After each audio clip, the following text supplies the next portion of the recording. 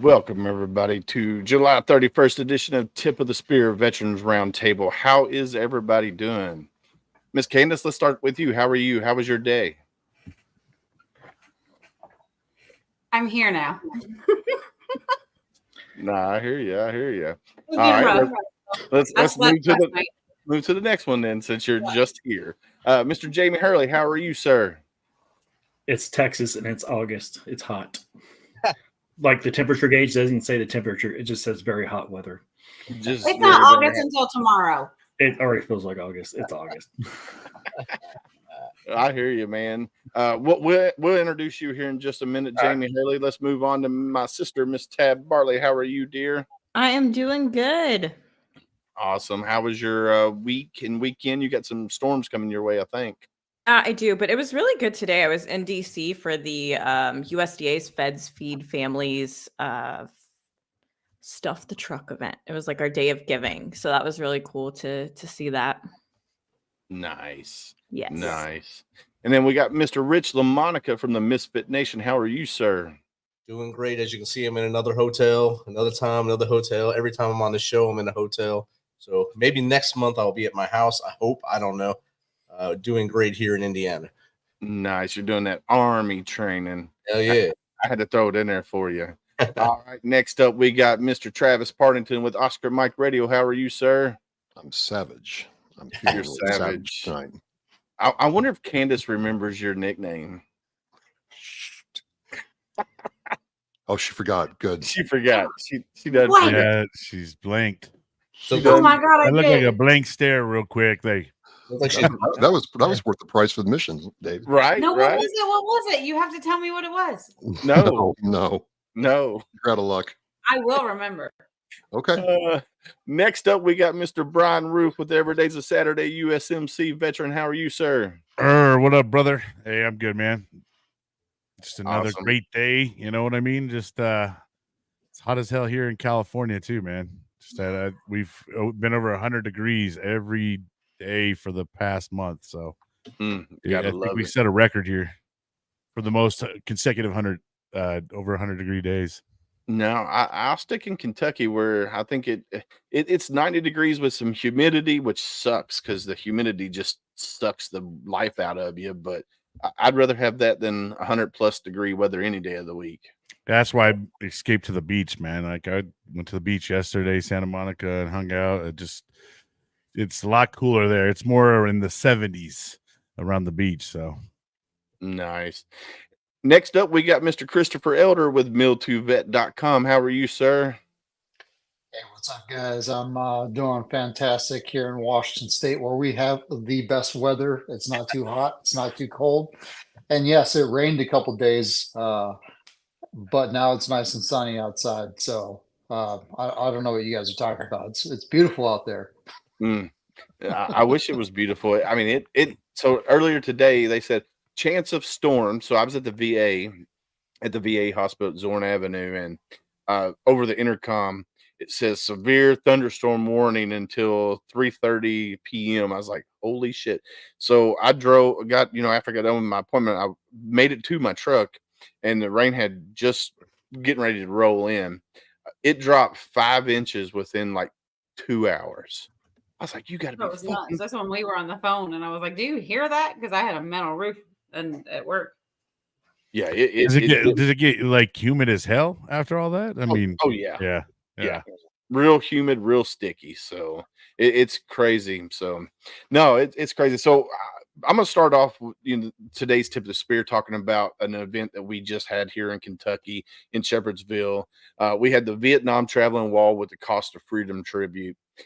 We started here from the 24th was the escort from Mount Washington to Shepherdsville.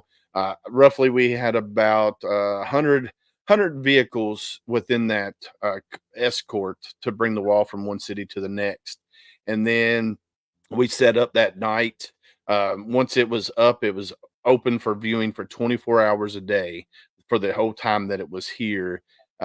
And just the stories of these veterans that were coming in and the veterans that were volunteer. We had a Marine that's a Vietnam vet, Stan the Man.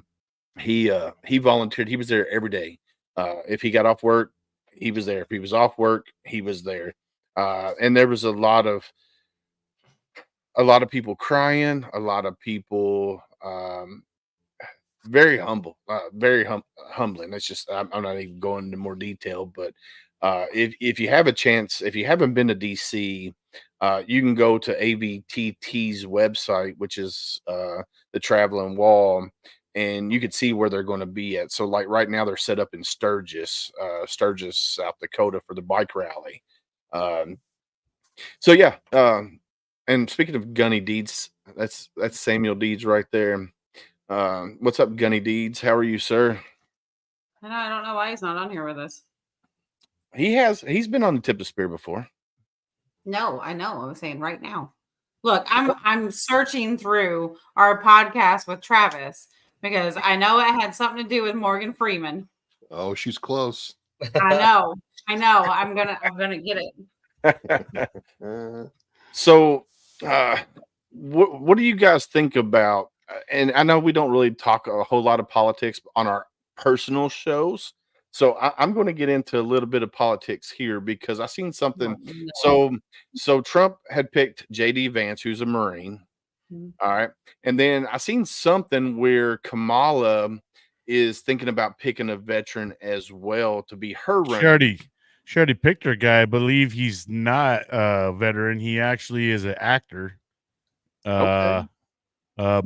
I gotta look up the guy again one more time. I want to say it got announced yesterday. I could be a little off here, but don't quote me on it. Yeah, I seen something somewhere. Yeah, I seen something somewhere where she was thinking about picking a veteran as her running mate. And I was like, is she only doing that because Trump picked a veteran as her running mate? If that's what I would have thought. What are your thoughts? It's just a game of votes. It's a game of, it's like trying to get TV ratings. She's picking the person that she thinks will counter the Vance. But most people are arguing Vance versus Kamala for some reason, when it should be Kamala versus Donald.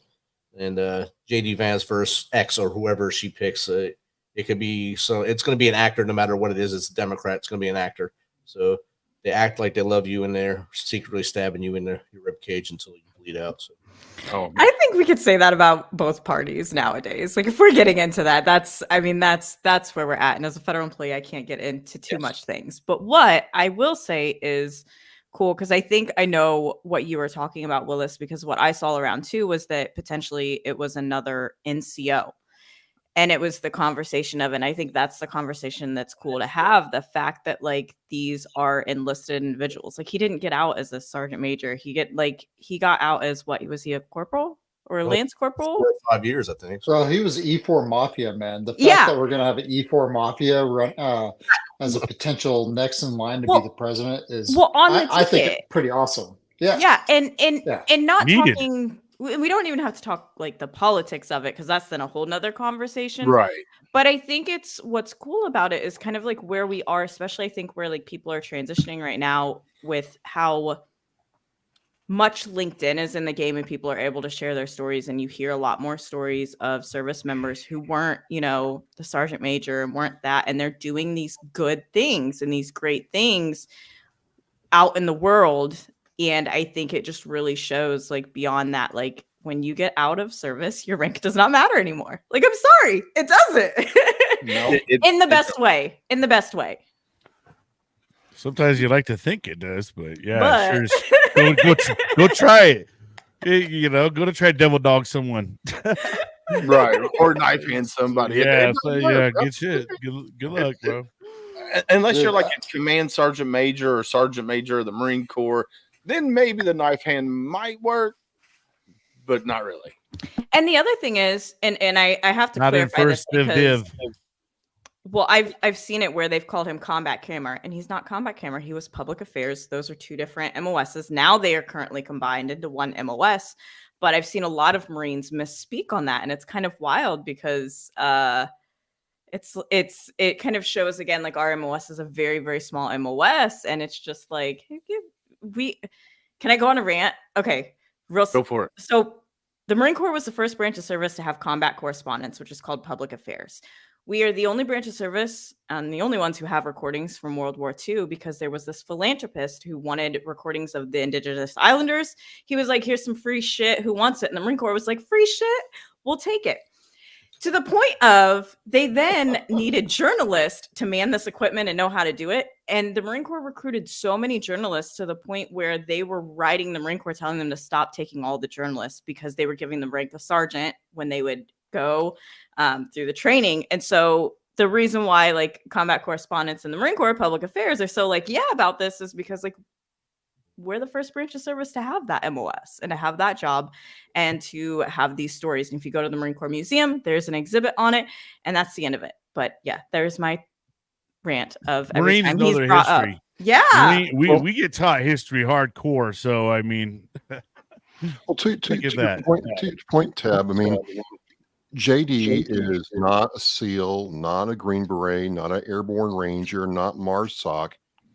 You know, he's either a corporal or permanent terminal lance like I was, and a vice presidential candidate. And this is something that I've talked about before. I think we talked about last month, where there's all this emphasis on special forces, justifiably so much so that you forget that there are some corporals, lance corporals, and sergeants getting out of the military across all services and absolutely crushing it in the professional, personal lives.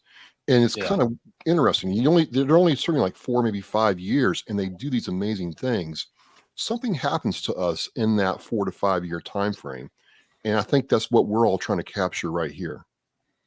Yeah, you know what I was gonna say is no matter what, after 4 years of training in any military service branch, you have a different perspective, you have a different outlook.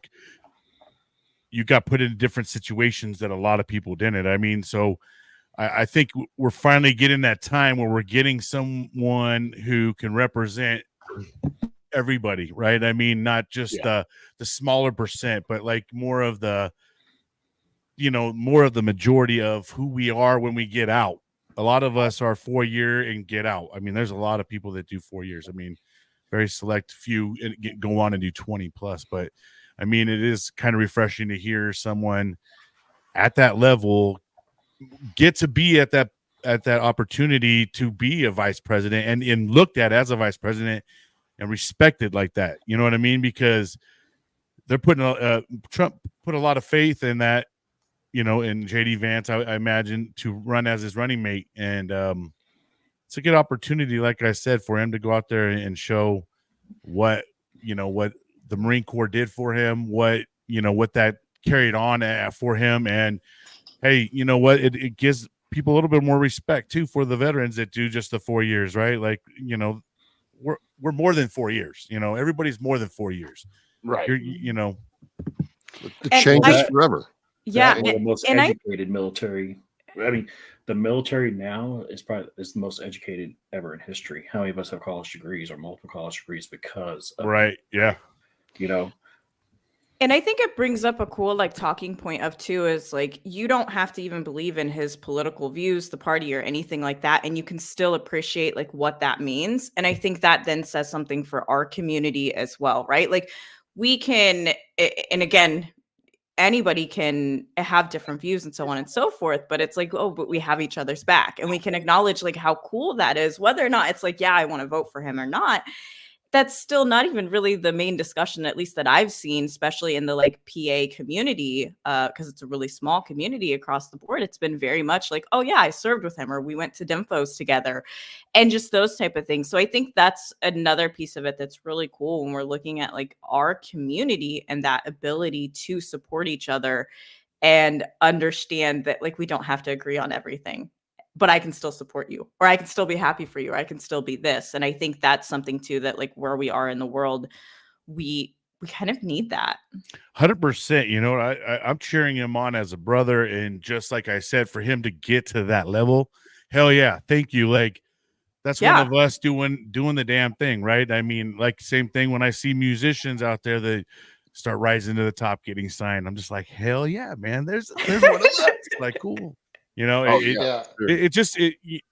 don't know. For me, I'm a big cheerleader anymore for everybody. I just want to see the best, right? And there's so much that I get from the military, where we are able to kind of drop the racial issues, drop religion, and just be there for each other. and I wish we could emulate that more in our country, right? And there's just so many great things that great qualities that I wish some people could see, other than the part where people are ultra fragile and we're like bulls in a china shop anymore. But Brian, you bring up a really great point right there, where we as a community, our whole entire community as veterans, as service members, we learned how to integrate with each other. And like, I have brothers that, that grew up in China and came to the United States, got their citizenship, and freaking are killing it in the military. And they're patriots. I have brothers that are from Africa that came to this country. I have brothers who grew up on the streets of Chicago. I have completely different upbringings. We all get together and we get over all of our differences and we just focus on how do we complete the mission. And then eventually, I heard someone talking about this where he was playing country music all the time in his workshop, and then his fellow Marine was playing rap all the time, and eventually it actually flipped where he was playing rap and the other guy was playing country because you kind of absorb each other's cultures, and it's really like that. We just kind of really get to that point where we're just we don't see, like, I never really saw, like, we're humans. We're all humans hanging out, having a good time. We all man. wear one uniform, and we all have one mission. Uniform. Yeah, one flag. You know what I'm saying? Like, yeah, we need that. We need that in our country, and we need more veterans out there leading the charge on this. And to see JD Vance in that position, bro, that inspires me to do something awesome like what he did. So it's just really, really cool. Yeah, I'm super, so I don't vote Republican. I don't vote Democrat. I'm somewhere in the middle. It just depends on what I look for when I look at a candidate is who's going to represent the little guy, the blue collar guys, like I am. I'm a blue collar guy. I'm a union guy. Some people say, oh, Republicans hate unions. Some people say that the Democrats, the party to go for unions. I disagree because I've seen some leadership within the Democratic Party that comes to some of our union functions and stuff like that, and they spew all kinds of, oh, I'll help you do this, I'll help you do this, and then as soon as they get elected, fuck the little guys, who cares? So I always vote kind of down the middle, who's going to be the lesser of the two evils. That's the way I look at it. But to have an E4 guy, which, for me in the Marine Corps, E4s are that's the junior level of NCO. That's the junior NCO. And I was a E4 for 2 years, and then I got promoted to E5. But for him to be where he is, and I don't care what branch of service you're in, you could be Marine Corps, Navy, Army, except for Space Force, but any other branch, and that shows those guys, the E4s, hey, I could be vice president of the United States one day, or I could be president of the United States one day. It sets that bar so high for the E4s, the E3s, the E2s, and so forth. I think it's amazing that we have another veteran running in office. I know we've had other presidents that were veterans, but not in modern times. I guess who was the last president that was a veteran or vice president was a veteran? Anybody know? Because I don't. HW was the last one. Yeah, but GW was like guard or something. Okay. So W is considered a veteran, even though he was National Guard. The biggest problem I think anymore, I think Tab kind of touched on it, is the party loyalty. And I think that's where we're getting so divisive as a country, right?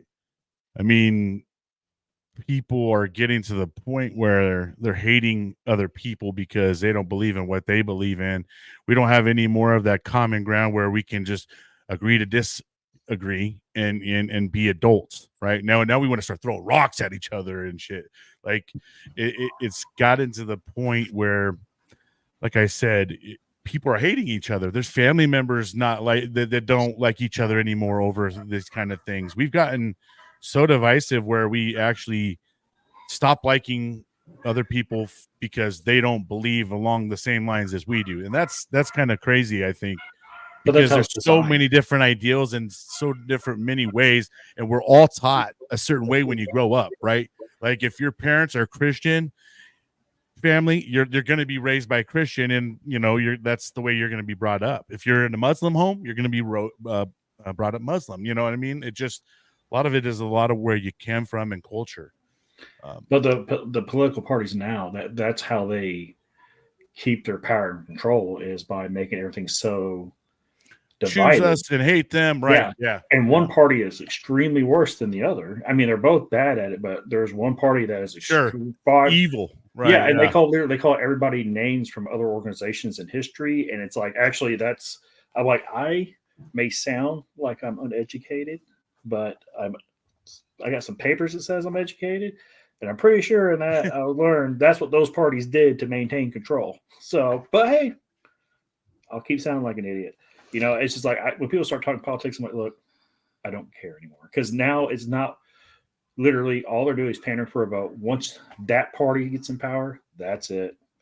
They got the control. They don't care about us anymore. Well, as soon as people start to learn, though, a lot of the people that you think are in control aren't necessarily in control. They're just the face of control.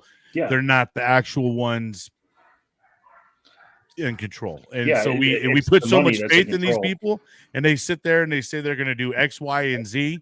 They get there, and then they find out real quick they can't do X, Y, and Z because they start to learn more about things, and they're like, oh, shit, I guess we can't do that. What's even worse I wrote now hard on my whole thing on. What's worse now is people associate, they assume you're something, and I'm like, I am fiercely do not give a crap. All right, I don't care. But people are like, everything they do is, oh, I can't do it because you look like a conservative. No, I hate shaving. That's why I have this. It's like you just assume I'm something just off of looks, and you can't associate. Or if you fly a flag in your back of your thing, there's so many assumptions. You know what I mean? Yeah. I went to Dallas. I got called a racist because I have an F-150. That's about as American as you can get.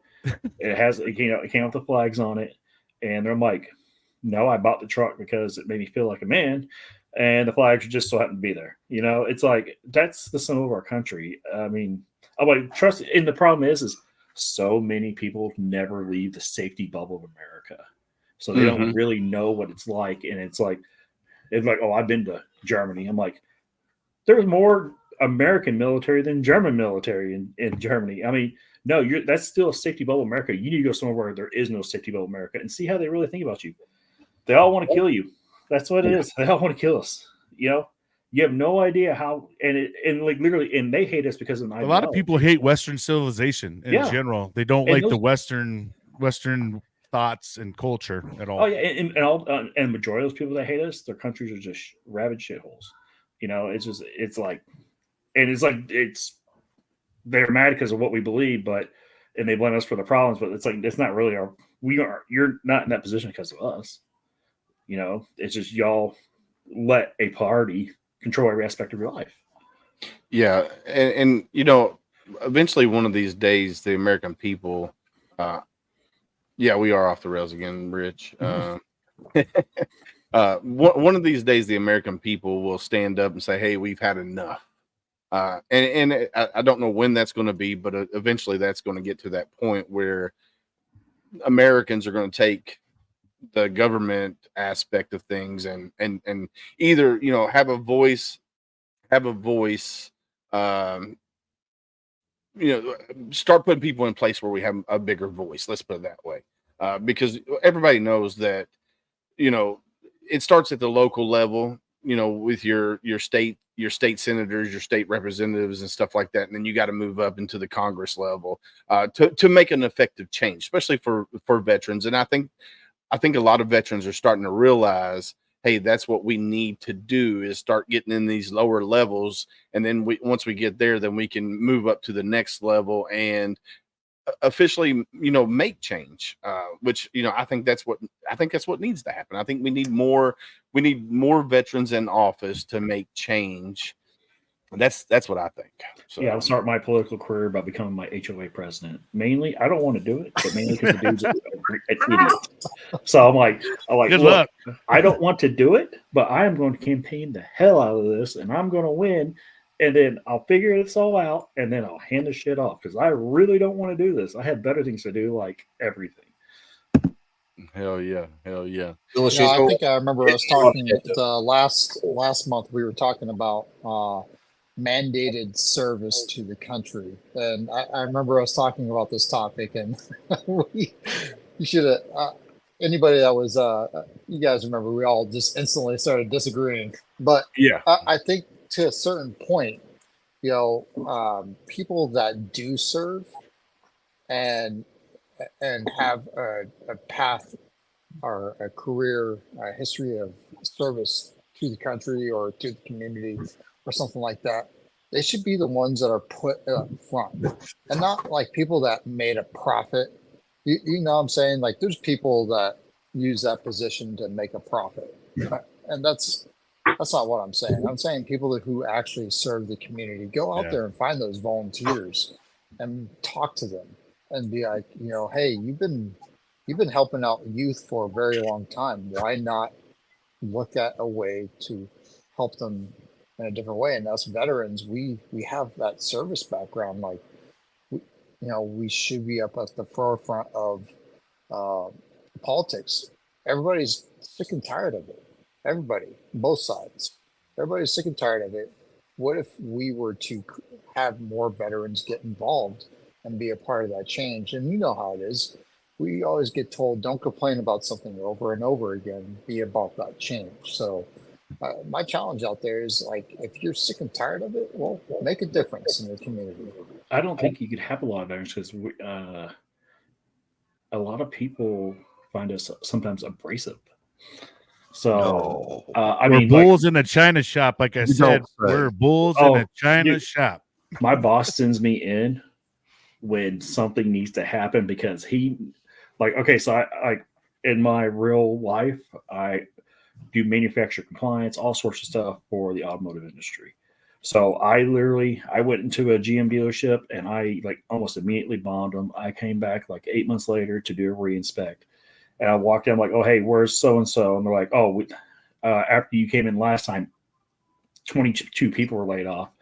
And I'm like, okay, so who's in charge now? And he's like, oh, this person. He's like, that didn't bother you? I'm like, no, because they weren't doing their damn job.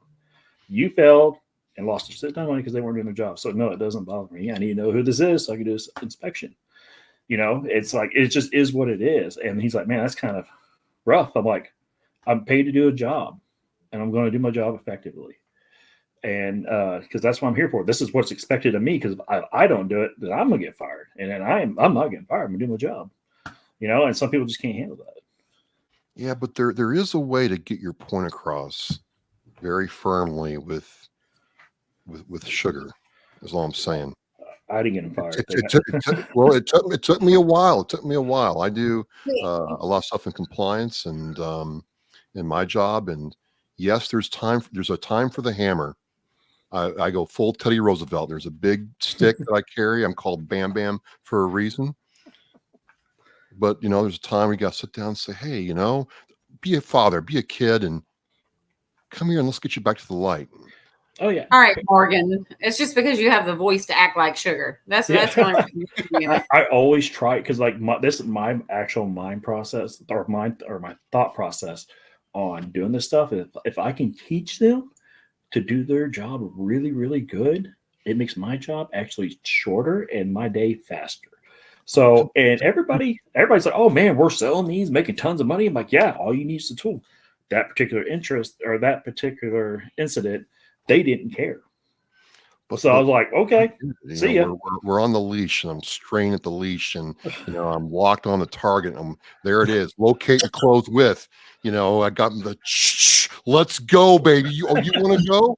You want to go? Well, let's go. It took a long time to kind of reprogram myself. I'll be honest with you. It's tough. Oh yeah. But your boss has you there, Jamie, to in case of emergency break glass. Oh yeah. Then you're unleashed. It's great. So we got a comment here. He says, Jimmy James says, hope everybody is doing well. Jimmy James from Colorado. How's it going? Welcome to the show, sir. I got something for you guys, if I may. David, shoot it. Did you all know that August 7th was Purple Heart Day? No. Well, some of you. I did. Sorry, I went and made popcorn because we were talking politics. So I was just sitting and watching. I knew because the Purple Heart magazine sent me an email about it. No, it's something that I kind of knew about, but never really internalized. And then, all of a sudden I'm like, oh, someone says, hey, do you know that?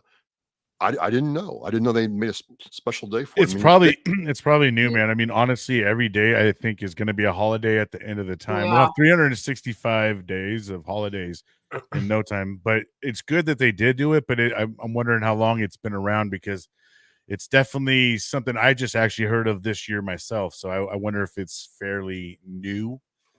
I don't know, but it's not super, super new. But I agree with that. Like managing social media, it's like constantly like, what is the day? But the Purple Heart one isn't super, super new. That one's been around for a good little while. So what did you say? It's August what? 7th. August 7th. August the 7th. So I'm looking it up right now. Who created Purple Heart Day? Well, the Purple Heart is the oldest military award for the United States military. And I'm like, I went ham on it. And I'm like, I got to know all about this.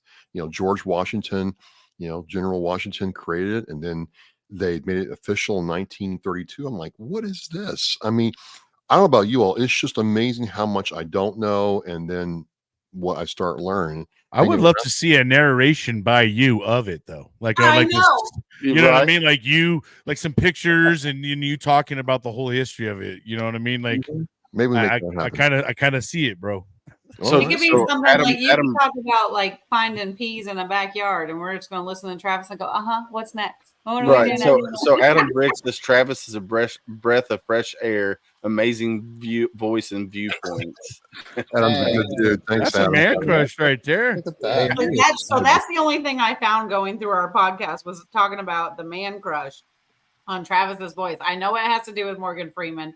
I don't remember it. I will find it because I kept seeing Willis talk. That's all I saw. I actually remember this episode. So yes, you should remember really it, close. and so should Brian. Brian was on it. Yeah, all over it. This is a lot of fun.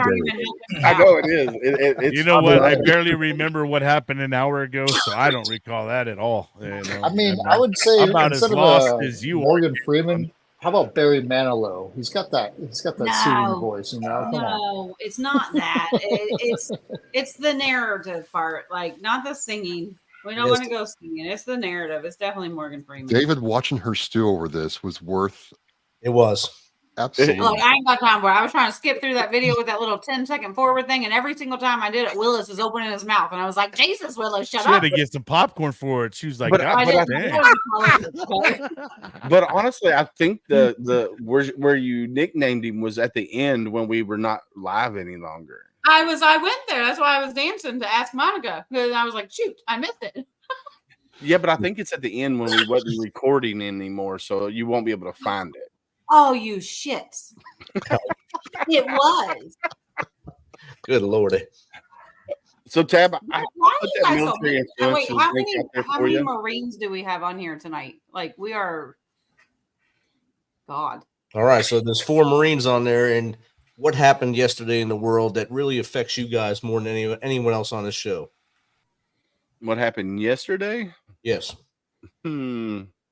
I don't know what happened because I didn't look at the news yesterday. Just under 41 years ago, on October 23rd, 1983, Hezbollah attacked the Beirut barracks. Oh, that's right. Yesterday, the dude was killed in an airstrike that orchestrated it. So, cheers to our soldiers and, of course, the Israeli army for taking them out. Cheers. Yeah, actually, alert just came. Iran supposedly ordered an attack on Israel. That's because they killed another one of their guys. Yep. Their top guys were killed in 48 hours. Oh boy, this is gonna get real fun. Well, I want to answer Tab's question. I want to answer Tab's question first because I've been asked this about the Military Influencer Conference. Why don't you go, Travis? And I have no desire to go. I loathe that term influencer, and I do. I have had people come to me and say, "Well, hey, Travis, I'm a military influencer. You ain't." And I'm like, "What is that?" I don't like it. I mean, we are veterans. We are military. We don't influence. We impose our will on the objective, and It doesn't flow as Yeah, well. but are you just not going to go to something because I'm you not gonna don't go. like the name of it? It's Come more than on. no. It's more than the name. Travis. It's not liking the people there. It's from the people. It's from the people who are like, "Hey, look at me. I'm a military influencer." I'm like, "Wow, that's all you're going to hang your head on? Really? Really?" What And if I'm it's- excited to go. I never have well- called myself a military influencer, so I can bring back the tea of You if go- it was like worth it, You if go, it was have a not. great time. No problem. There's no hate from me to anybody who wants to go, but I'm not But going. I don't She want wants to be. to take that sugar. No, not going to happen. because and this is when it was first getting going. I'm like, wait a minute. You wouldn't go to this person's event at a local VFW because it wasn't like big enough, but she'll get on a plane and go to Vegas because, oh yeah, you can take pictures with people and put them on Instagram and show that you're a big military influencer. Get that clout. Get effed. Get effed. If you can't support your local veteran service organization, whether they're the VFW, American Legion, or some nonprofit, but you can go to the Military Influencer Conference as if you're a big change maker, get bent. And so it just turned me off. Who are we talking about? I want to know. Well, I don't know, what but we're I talking love about hearing after him. hours. Yeah. Hearing him frustrated right now. I love the way it's coming Well- out. It's like well, the I most mean, innocent. Well, that's just how it rolls with me. And so I'm like, Hey, I don't want to be I around agree with you about the influencer part. It drives me nuts. I hate that freaking word. I don't associate as an influencer. I feel Oh, feel Tab, like, you're gonna make everybody or I cringe know when you come back saying you're I'm an more of an influencer. impactor I've never than said anything that. else. Yes. Yeah. She's gonna come back like I'm a new influencer and like Even the realm of hunting, taking veterans hunting, fishing outdoors, you're starting to see a lot of it now because they want that big sponsorship, attention. And I'm like, look, I'm not good at a whole lot of things in life. I'm good at hunting and fishing, and I'm definitely good at getting our fellow veterans out there hunting and fishing. Well, the other That's thing all I really care. I'm an outdoorsman. I'm not an influencer. a couple business people that I know are like, they're getting tired of military guys coming up to them saying, I'm an influencer, give me free stuff. yeah. Oh yeah, no. Well, that see, happens in our community. It does. it does. And so for work, I work for the Department of Agriculture, and we're hoping to have a panel at it so we can talk about resources to get more veterans into agriculture. We have a number of resources and then, other nonprofits and other organizations. And so that's the hope and the goal is that we will be speaking at it in regards to that. But I'm excited to go. I guess I'll come back with some tea about whether or not it was worth it. Now, I wasn't flying to Vegas. I have no desire to go to Vegas. So if it wasn't Atlanta this year where I can drive, I wouldn't be going. Everybody should go to Vegas once. Did you Everybody guys should hear go to about Vegas the, once. The other night went last year, and I think he went 2 years in a row, Chris Lancia, and he had nothing but good things to say about the MIC. So That's great. No problem. Yeah, I I'm not know. opposed to the MIC. It's just I'm just not big. I'm not big on being called an influencer. That's about it. Like, and I agree with Travis to the point where what's our core mission here? Like, our core mission isn't to be in front of a camera, but actually bringing in other people's voices, stories, and that's just. And maybe I'm speaking more towards what I feel that my platform is for. It's not really for me. It's actually for the veterans out there that have stories that can actually impact other veterans and other service members, while they go through the transition. I think that's what the mission is. And unfortunately, some of it though is that we have to do some marketing, but there's a good way to do marketing, and going up to people saying, give me free shit. That's what Travis said, that I'd be like, get out of here. Like, I ain't got time for you. No, Yeah, I'm right there. He just hit it on the nail though. Like, Yeah. talk about Willis started this show off with a bang, a whole cluster of crap. But Christian hit it on something I think every single one of us agree on, and everybody we come in contact with and bring on our shows. That's what we do this for. It's not for us. It's for everybody else and providing for them. And I just say this because, I've done this for 8 years. No soapbox here, but I truly believe this, and I try to live this. My show is about impacting one life. Now, it stands to reason that I've impacted more lives than one, but if I remember that person in front of me is impacted by what I do, then I don't need any influencer conference or attaboys or social media likes to know that I've achieved my purpose. And I think that it's just me, and this is why it comes out this way, because when I've lived that instead of chasing social media or validation from other sources, this got really good. And I learned that early on in my show.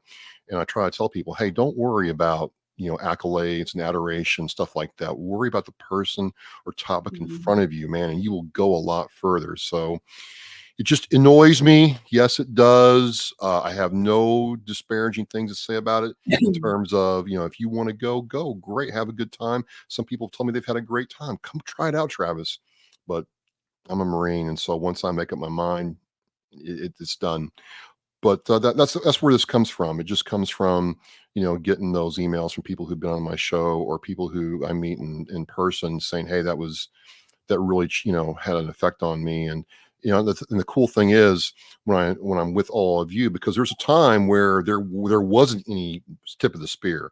There were no other veteran podcasters at all when I'd go to one of these meetups, and places like that. And now that there are, it's like, this is so exciting to see people trying to find their niche and go with it. So I just think if we all stay focused on the mission, the enemy, and move to contact, locate, I can feel the spirit of Chesty Puller infusing me now. We go, locate, close with, and destroy with extreme prejudice. Let's go. We can make that. We can make that change forever, man. And it's just a really exciting time. So, I'm good my now. Lord. I'm good. I'm so glad. Well, if you go and you're there, I'll see whoever's there. Oh my God. Oh, so we're getting ready to have a special guest. Just to give y'all a heads up, he's a Marine Corps veteran.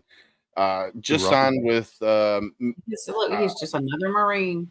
I am. Hey, did you know that we're at our Marine limit, right? No, you guys realize that. You guys do not make this much of the armed forces. There's too many of y'all in here. We're gonna have to start booting y'all now.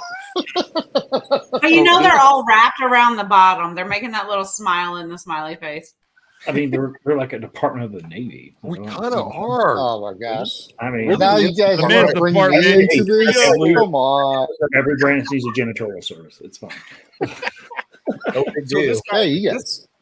This guy's you guys are the reason why I had a hard time getting weights at the gym, because you guys were always in there jamming it up, and I would get my 1 hour break from working on 16-hour shift with aircraft. I wanted to work out, but no. I got about 15 Marines on there. Put it in work, bro. That's the perfect DMP, though. That's the perfect DMP. Get the hell out. See your way out of here. I'm going to ask one person on this who they think is the best Marine. Tab? Who's the biggest badass Marine? No, on this podcast right now, who's the biggest badass Marine? Me? Hands down.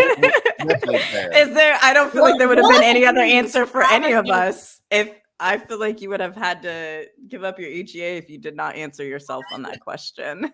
Yeah. So we had a question. Travis obviously did not. I would have said Willis. That would have been my vote. I'm a nobody, bro. He's too bow-legged and has to have a knee replaced. He ain't the baddest ass. Like you're saying still today? Oh. Do you He's the brokest opinions? Yeah, right now. On which here's a question that I want to keep showing his comments. So he wants an answer. Candace. So do you folks have opinions on which presidential candidate will have a more positive impact on veterans? He had to go back to politics.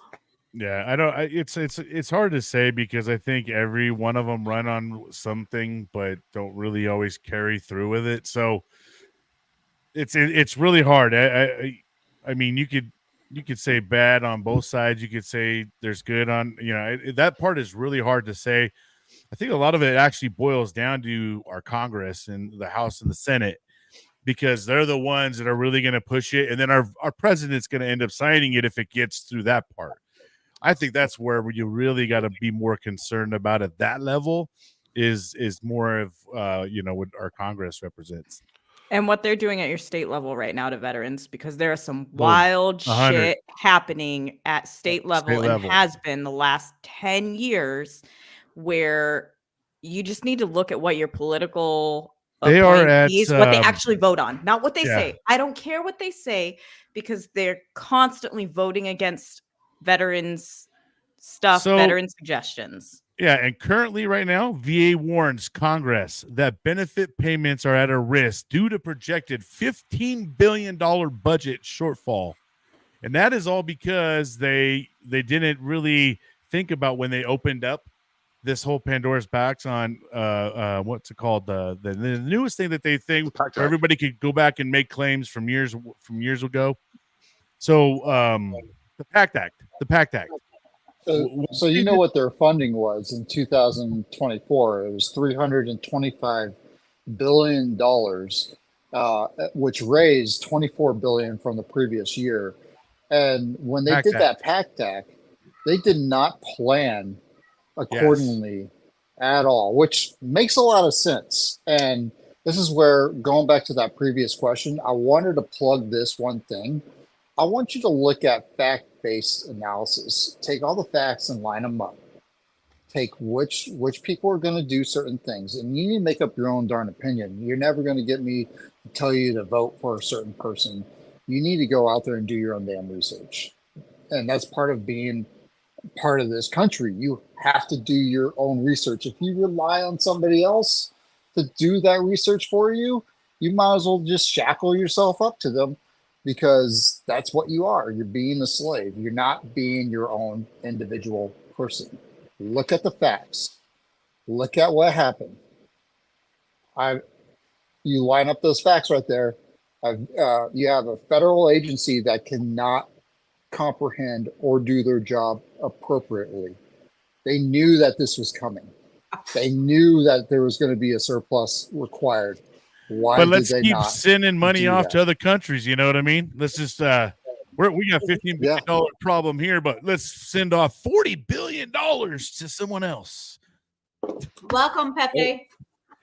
What's up, Albert Hero? What's up, motherfuckers? What's Man, up, some of us, hey, David, some of us got real jobs and child support checks we're behind on and shit. Bro. I had to work as long as I could tonight, bro. Buying alligator boots. I don't buy no more alligator boots. I almost got divorced again over that shit. So. Oh, man. Oh, God. You know what? It just keeps getting better up in here, because now we have. Look, he's trying to get every Marine he can on here. Golly. So this guy, so everybody knows Al Hero from Triple Threat Vets. This guy over here is Theory, Ryan Dorfield. He's a Marine Corps veteran and rapper. Welcome to the show. Any other Marines want to come on tonight? My favorite Marine Corps rapper is the Marine Corps rapper. He's pretty badass. So you haven't heard I've heard of him. We got to find some maybe I could change your mind. Yeah, Theory. No, I'm telling you, listen to Theory, man. I mean, he will blow you away. Oh, here. So speaking of that, let's play his newest song, "Falling from Grace." Yeah, because it really pertains to the things that were being talked about. Just you'll love it. Listen to it. Yeah, I wrote this. I made this beat, and you're in the Marine Corps. For you don't lie. Huh? You're in the Marine Corps. You didn't write this shit. You can't spell. Oh no. Colored it. Made the beat, wrote it, recorded it, mixed it, mastered it all myself in about 3.5 hours. And he just signed with Big Homies Records in Utah. Yeah. Can't seem to escape this fate. Try pleasing the masses just to be told that my music ain't even great. It's way below average, people so cold, and how many followers you get defining success. It's crazy to think how I do what I love for a living, but somehow I still don't feel blessed. Ain't get enough views on that clip that I posted a week ago. God damn, must mean that I suck. Meanwhile, the video trending right now is a girl on the gram say she down to get fucked. Maybe I'm doing it wrong, I'm posting my content, crossing my fingers for luck, and hoping they playing my songs, but hundreds of streams will still only get you $1. So how in the hell do I win? Do I change who I am? Do I put out an album about selling drugs, fucking bitches, foreign cars, all the riches, gang, Glocks with switches? Maybe they'll love it and I can go viral, but is the fame worth it if I'm losing myself in the process, forcing my heart and my head in a downward spiral? I feel like I've been losing myself for far too long. Far too long. Far too long. I don't really even know what I've been trying to do. It seems like I've been floating away. You love me, then you love me not. These feelings gon' put me in the grave, but I don't really even know what I've been trying to prove. It feels like I've been falling from grace. I won't lose myself just to prove myself to the people that don't want me to change. But I gotta adapt, the old way don't work no more, so I gotta change up the grind before I get left behind. I'm already midway to 40 and worried I'll never be hitting my prime. You tell me to always stay true to myself, but then when I do it, I'm wasting my time. Just give me a sign. I don't wanna change, don't wanna conform, but I know I gotta do something and soon, cause then if I don't, I'm breaking the norm. And fuck social media, all of that hatred been bringing me down. I go to perform and post up a reel to show how I did, then get all these messages about how I'm corny. Nobody does that, you should just stop. Put out the song, I bet you it flops. Hang up the mic, your flow is too basic, no wonder your Spotify listeners dropped. This is the shit that I get for pursuing my passion, thinking one day I'ma pop, and maybe I might, but all that I know is I'm gonna continue to rise to the top. I ain't losing myself. I don't really even know what I've been trying to do. It seems like I've been floating away. You love me, then you love me not. These feelings gon' put me in the grave, but I don't really even know what I've been trying to prove. It feels like I've been falling from grace. I won't lose myself just to prove myself to the people that don't want me to change. I don't really even know what I've been trying to do. It seems like I've been floating away. You love me, then you love me not. These feelings gon' put me in the grave, but I don't really even know what I've been trying to prove. It feels like I've been falling from grace. I love it. I love it. Yeah. I fucks with it. I just followed you. Oh, Good sweet. shit, Thank brother. you. Bro, that appreciate gave me goosebumps, man. I got Thank you. goosebumps on that. I already got your ass pulled up on Amazon. We're gonna see how you hit in the gym when I'm there tomorrow morning. Yeah, you Hey, can- let's do it, man. I find make those I make music all cool. different types of Always have.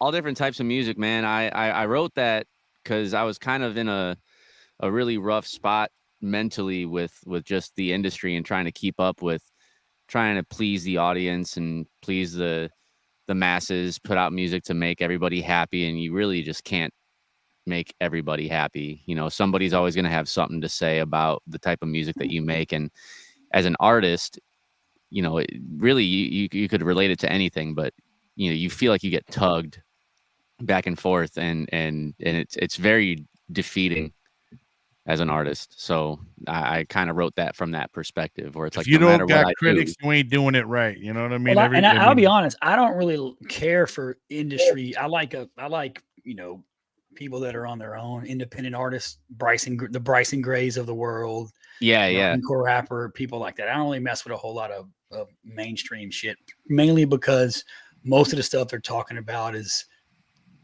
just anti-Christianity, anti-veteran, anti-American. And I ain't got time for that shit. You know what I mean? Yeah. I have my daughter being raised by the fucking Cardi B's of the world. So Yeah, no, Well, I definitely kinda goes don't back- let my daughter listen to that. I mean, my daughter's 8 and my stepdaughter's 15, and you know, I had a proud dad moment the other day because I had a Tupac shirt and it was getting too small for me, so I gave it to my stepdaughter, and she starts sporting it around the house all the time, and I'm like, "Do you even know who's on that fucking shirt?"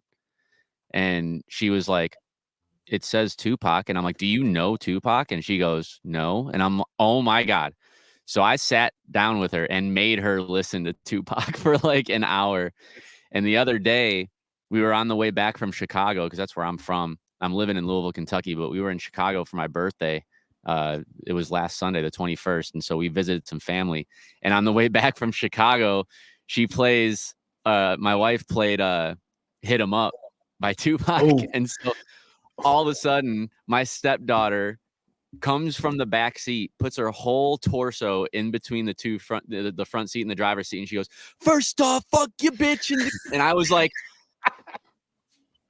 whoa. Yeah. So I was like, oh my God, I love this right now. I love you so much. It means that I'm doing it right. So, well, the kids nowadays, they think like Drake and Kendrick Lamar, that's the greatest beef album ever. Like, that's bullshit. Oh no. Like, no, nothing even came close to Hit 'Em Up or Renegade. Like, there's so much. Nothing was dude. great. I mean, that was when they were like the beginning. They're the pioneers of it all, and then everybody just took it and. I mean, they were all the pioneers back then. That's Hank Williams Jr., man, you can't even beat it. You know what I mean? The greatest song that Ryan's ever going to do, he hasn't done yet, and it's called Crab Trap. Oh, God. Don't do that to me. That sounds like a Marine Corps STD. It was.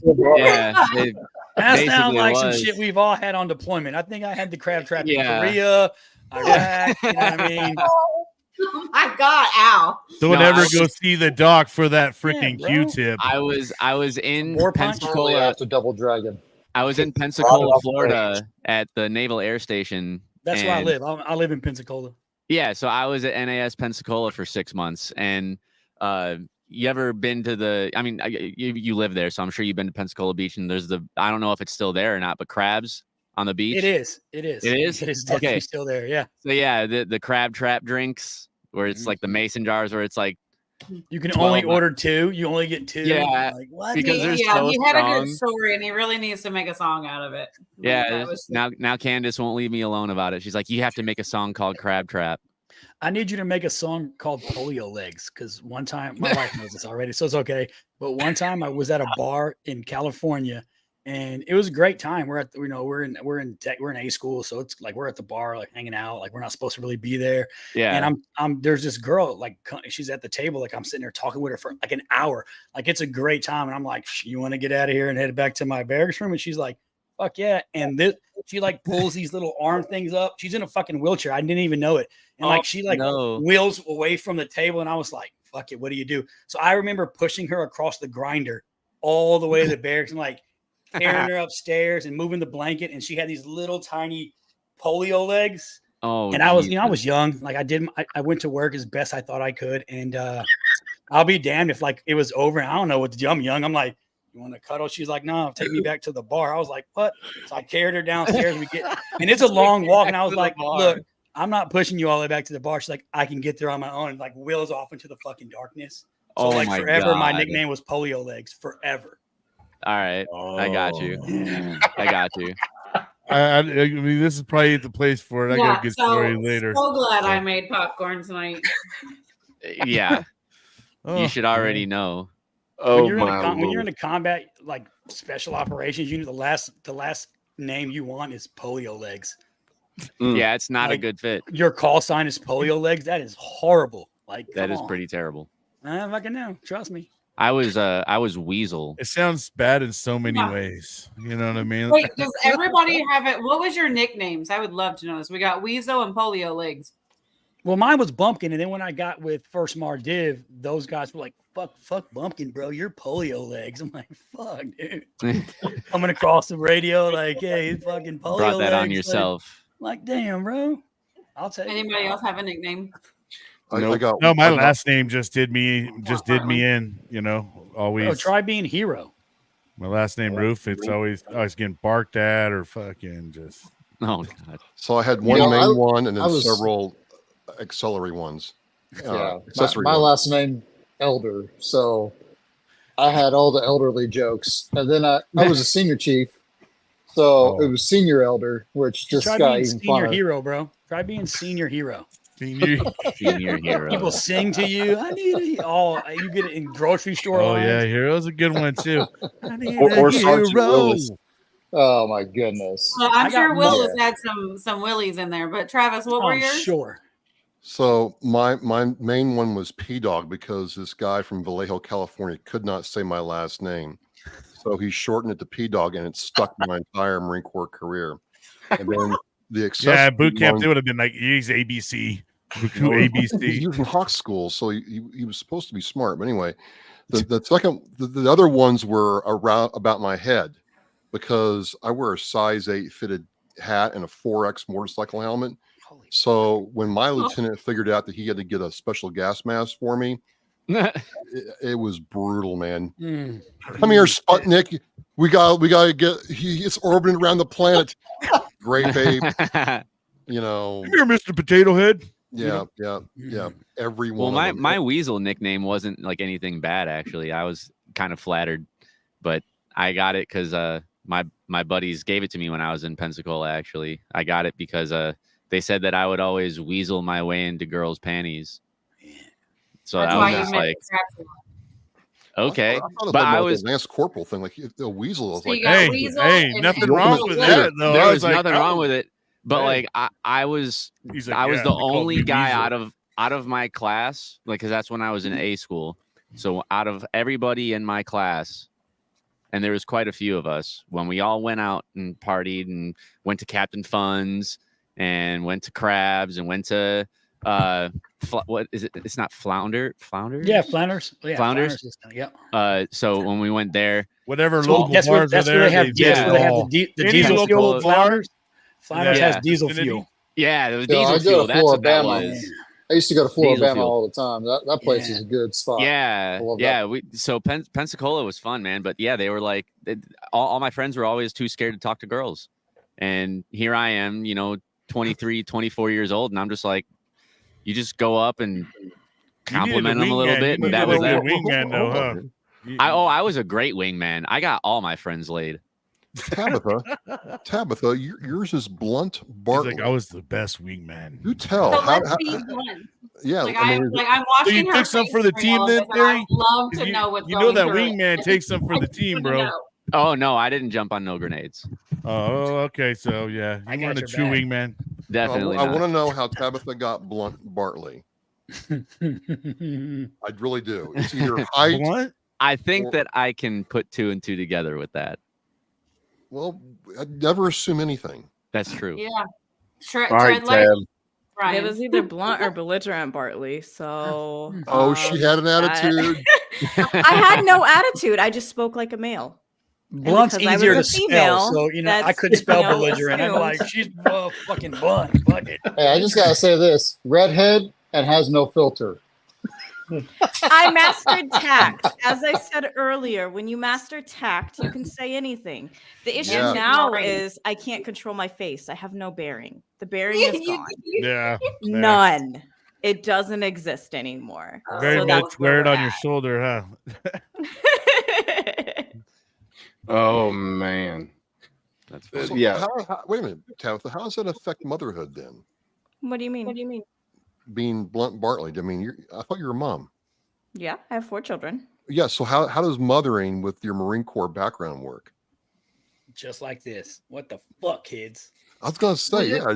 Do you ever IT If you them don't or- get it done fast enough, you could die. You know what I mean? Knife- Like, knife Hydrate or hands. die. Bro, she's probably the nicest Like- person to those kids. I'm don't know. super nice. No, I really am. I'm nice to my Knife daughter. hands She's the are only one I in. like. man, I used love to my do daughter. My discipline through sons, pain. fuck 'em. My Fuck 'em. first 2, they were very much like recruits. Unfortunately, they've got a lot of Yeah. discipline through pain. They did the air chair, holding Oh, a penny yeah. with their nose. Mm. Like, you guys Well, want my to oldest son was in the Marine Corps. He was in the Marine Corps, and I got a 23, 21, 17, and a 10-year-old girl. I could lose one of them. I'll make another. I love her. Like, I don't even yell at her. I don't raise my voice. See, Like I those don't. dudes. Well, Mason's. Has he called you? Is he coming home? Like, I don't fucking know. Where's he at? I don't fucking know. If the police show up, I'll know then. But for right now, fuck them. Yeah. No, I My daughter's been a lot easier than my son, that's for sure. And I thought it would be vice versa. I thought in life having a daughter, it would be more like I would be having more issues with her. Yeah, right. I I have think plenty for of me, issues. it's like that there's so much that like as parents, you know, you want to do better. And like one thing for us, we really wanted our children to get a childhood because my husband and I didn't get to be children. So that was like, that's very important for us. And then there's a lot of things like when it comes to like their bodies, their choice, and not being scared to say penis and vagina and those type of things that I think growing up, we were told that you can't talk about those type of things, as well as that it's, I think, a really big balancing act right now in the world and with children. Letting them know that adults can't control them in a way, in the sense of there's no such thing as a secret and there's no such thing as that type of stuff, because the reality that we are facing is, at least my generation, so many of us have childhood trauma because our parents didn't want to deal with their trauma, that we're trying to break that cycle, and that there is a lot of things that happen to children that as a society we don't want to acknowledge that it happens so close to home. We're fine with, you know, attacking the guy who raped a random woman, but we're not okay with acknowledging the fact that, you know, that uncle did that to his child, or the priest or the pastor, and those type of things. So when it comes to parenting, it is a constant work. And so I don't know. Sometimes I'm harsh, a lot but more it's awareness. like life and death. A lot more awareness in today's environment than there was back then, and so you know there is.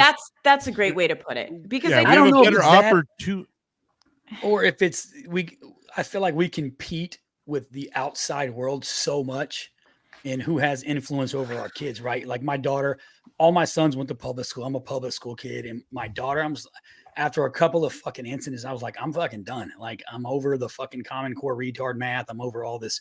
But they have such, with social media now, they've got such an anti-morality, just concepts constantly berating them, right? Whether it's movies and TV. I mean, fucking Disney used to be awesome. Now that's why my kids go to private school now. Yes, I have mine to pay too. for them to go to private school to get a traditional education than some fucking crazy outlandish, like what do you identify as today? You know, like my daughter, she goes to UCSD and she has to identify herself. That just happened to me. I got a phone call from the health department, and they were asking my wife some questions about the kids for our insurance, and the lady was like, I have to ask these questions. And you know, when they lead with that it's here we go, stupid shit. So like the lady was like, so you said you have 2 daughters? Yes. Okay, well, what do they identify as? Are they male or female? And I was like, what the fuck are you talking about? Yeah, they're daughters. Daughter, it's in the fucking name. It's kind of implied. And well, are they gay, straight, you know, non-binary, whatever it was? And then I was like, well, my daughter is 8. Like, she doesn't even know what that shit means. Like, that shouldn't even be a question. But I get that you have to ask that. But I even posted something about that. I was like, it kind of upset me that the type of generation that we're in now is like, they have to ask those questions. And it's like so politically correct. But like, I always see these comments and these posts about like, well, you can live your life however you want as long as you're not hurting anybody. And I agree with that to a certain extent. But at the same time, when you're promoting all this, you're technically hurting that younger generation who's coming up learning that this is something that I can go ahead and cut my wiener off and like, you know, I can become a woman at, you know, 12, 13 years old, or I can start taking estrogen pills or whatever the case may be. And it's like, I want my daughters to know that they are girls for a reason, and that's that. Yeah, we're not cutting off no wieners around here. Well, I ain't got much to lose. I can't afford to lose any. We ain't chopping nothing off. We ain't moving nothing around. I think that part of it though is that we are in a place now in time where some people have freedom and some people don't, and choice in our bodies and things. And we live in a household where me and my husband have 2 completely different religious beliefs. And so we are teaching our children to think for themselves. And I think that there's a lot of issues right now where we think that a lot of things have an impact on us when they really don't. And nothing is worse than not having conversations and not being able to be yourself and be your authentic self. And I think on both conversations, there's just a lot of force either which way. And instead, my goal as a parent is to not guide my child any which way, but instead to guide them how to make decisions for themselves and know that at the end of the day, as a parent, I am there for them, and that I will support them in what choice that they make. But I mean, being transgender is not something new. So many people have died for that. And I mean, how long could you not even serve in the military for don't ask, don't tell?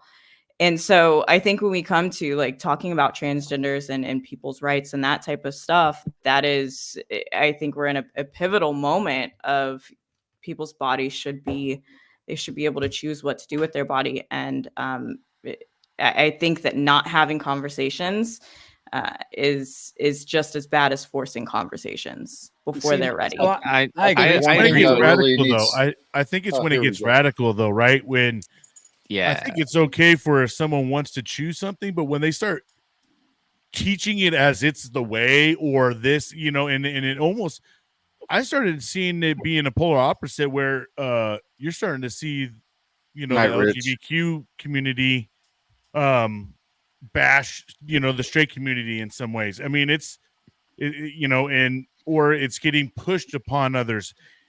That's the one thing where it gets to be a problem when it gets to be kind of shoved down people's throat too much. Yeah, that's kind of what I was being gonna say. visible isn't shoving it down your throat, though. No, but it is. I'm So, not saying. Hold No, on. but they are shoving it down your throat. Yeah, It's I'm like, with okay, I get Brian it. when it You are comes what you to. are. Yeah, I don't care who you love. You love what you want. But here's my problem: we are celebrating what somebody does in their bedroom. I don't give a fuck what you do. My problem is I don't want to see it. We have a fucking Pride Month. But we don't have a Veteran Month. I have an issue with the way they push it because my kids. I'm like you said. You raise your kids. It overshadows men's I mental raise health my kids awareness month. with you know, like the traditional family values. That's just what we choose to do. So I don't need the school system or the media or anybody saying, like, making it front and center all the time. It's got to be the Olympics, for case in point. Like, why do we have to have a fucking big drag show? I don't want to have to explain to my children what the fuck that is on the screen. I don't care what they do, and I'm not knocking them for their choice. That is their choice. Just like my choice is to be heterosexual and be in a relationship with a woman, right? But I don't walk around the fucking street being like, look at me and my wife, we're fucking straight, and this is what we do. I don't want it. Here's I want my the straight choice. flag. I want the choice to choose what I teach my kids and how I raise my kids.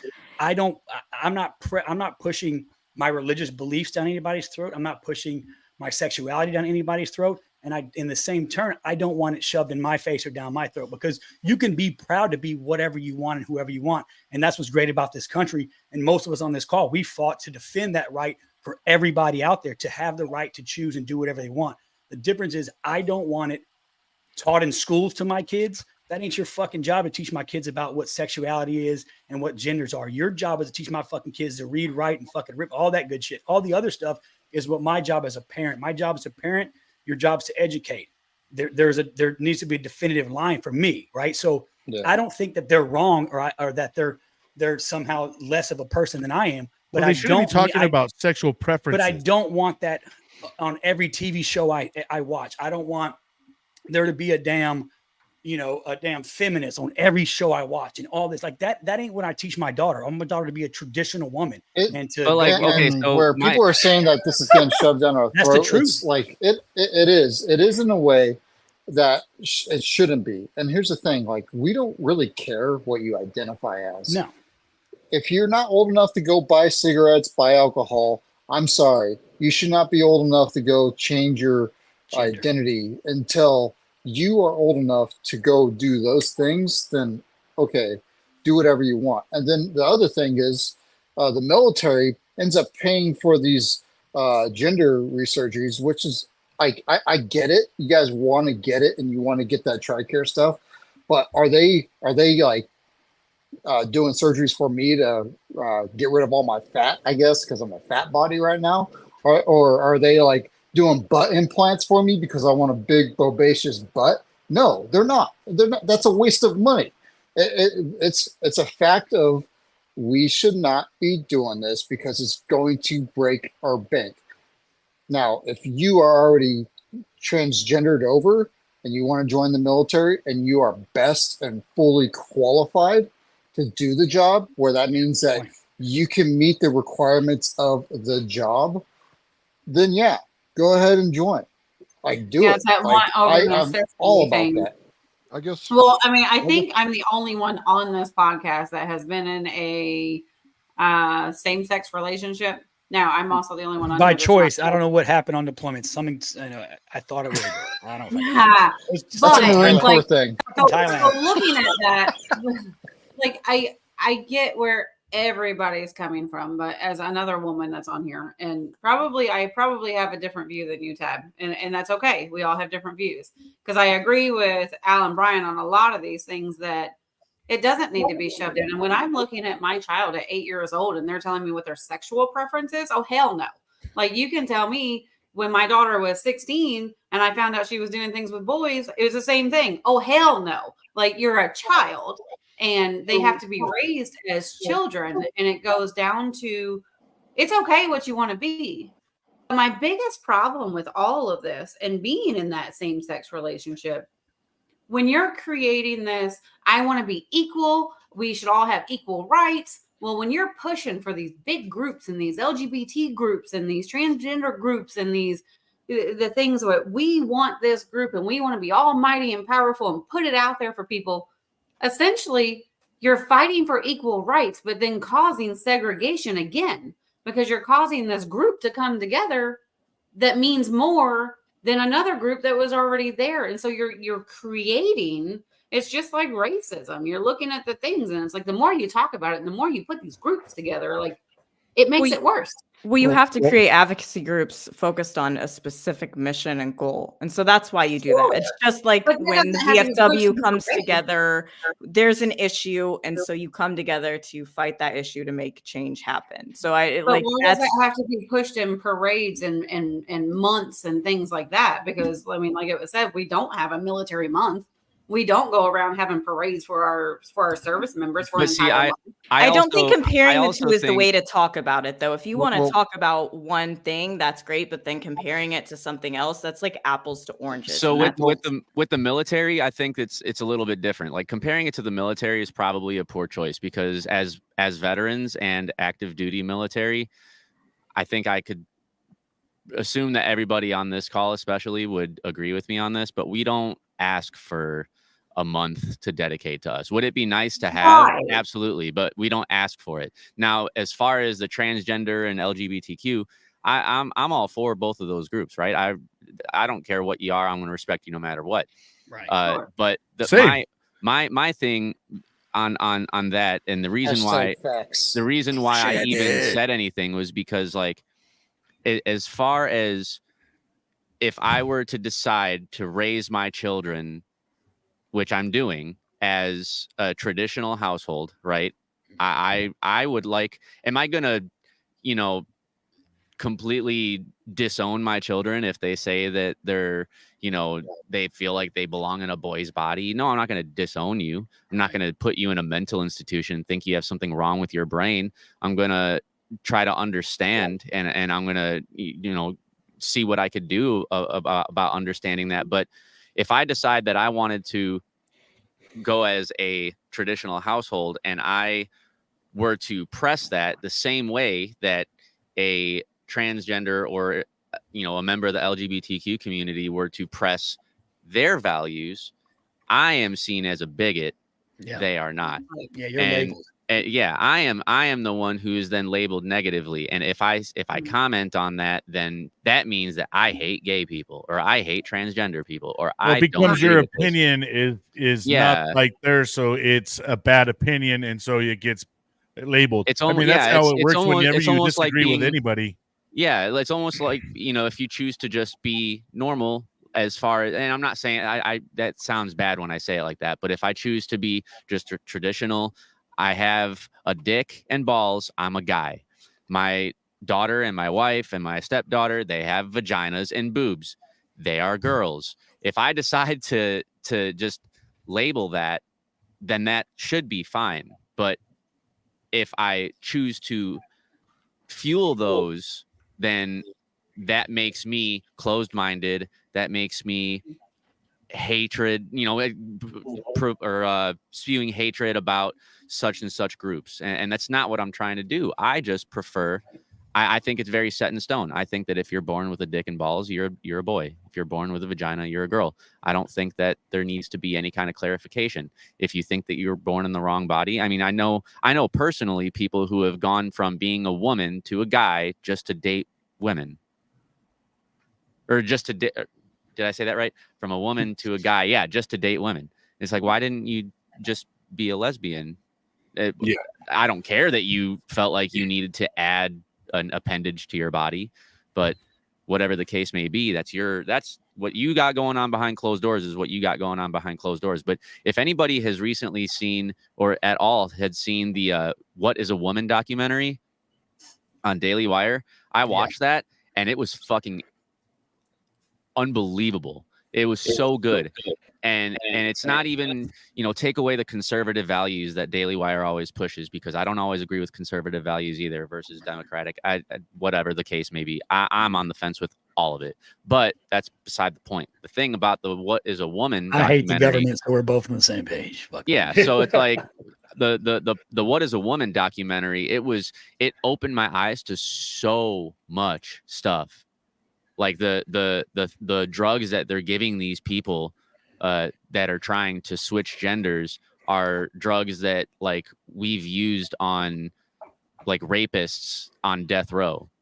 And they're using these drugs on children, and like it's causing depression later on in life. And there was like 40, 50 something year old people who were they transitioned to the opposite sex, and they're literally looking at this interviewer saying like, it was the worst thing that I could have done because I got so much depression from this. And I'm paying for all sorts of medical treatment now in my older age after I've gone through and lived out my little transgender years early on. Now I'm paying for it like financially and health wise, because I decided to do this to my body. So it's like there's a lot of health issues that come with it, and there's a ton of a lot of issues. them actually try to reverse it and go back to where they originally started. But you can't though. You can't necessarily take back those health issues. It's not like you can just switch back to being the original sex you were before, and now all of a sudden your health issues go away. Yep. It's still going to be there. But that's what I don't agree with pushing it on the younger generation, right? Where it's like that is okay to allow these kids to know that people need to respect others as far as whatever they decide to do with their bodies. But when you see in like kids' school books like that, it's almost like it's pushing the idea of switching your sex, like going from a boy to a girl or a girl to a boy, and it's accepted at a young age like that. Don't plant that seed in such that mind right there is very they're very imaginative, of all that in that age. Yeah, and like it's already pushed so much on social media and like just the media in general. So it's like when they get old enough, they're gonna see it. They're gonna see it. There's at least they're 18 years old, and it's you're like looking at the fact that there's somebody else trying to raise your child and trying to give your children choices. And now schools are able to do that behind your back without talking to the parents. Yeah, there's been laws that have passed about that. Children. Yeah. Well, let me chime in here. So I got an interesting perspective. Okay. My youngest daughter, she's 15 now, getting ready to be 16. In 5th grade, she came to mom and dad, said, "Hey, I want to be a boy. I want to transition." Mom and dad, being who we are, we were like, asking questions. Like my dad's gay, my sister's gay, my aunt's gay. I got a lot, so that does not bother me. She come to us and she said, "Mom, Dad, I want to be a boy." As a man, and I was raised, there's only 2 sexes. There's male, female. She says, "I want to be a boy." And we were like, "Why do you want to be a boy so bad?" And she's like, "Well, because that's what everybody's, it basically saying it was a cool thing, because that's what a lot of her friends are wanting, So mom and dad, we had to have that hard conversation with her that, hey, we support you if that's the decision that you want to do, but you can't do it until you turn 18. She's getting ready to be 16. So she's like, all right, well, I want to be a lesbian. Fine. If you want to be a lesbian, be a lesbian.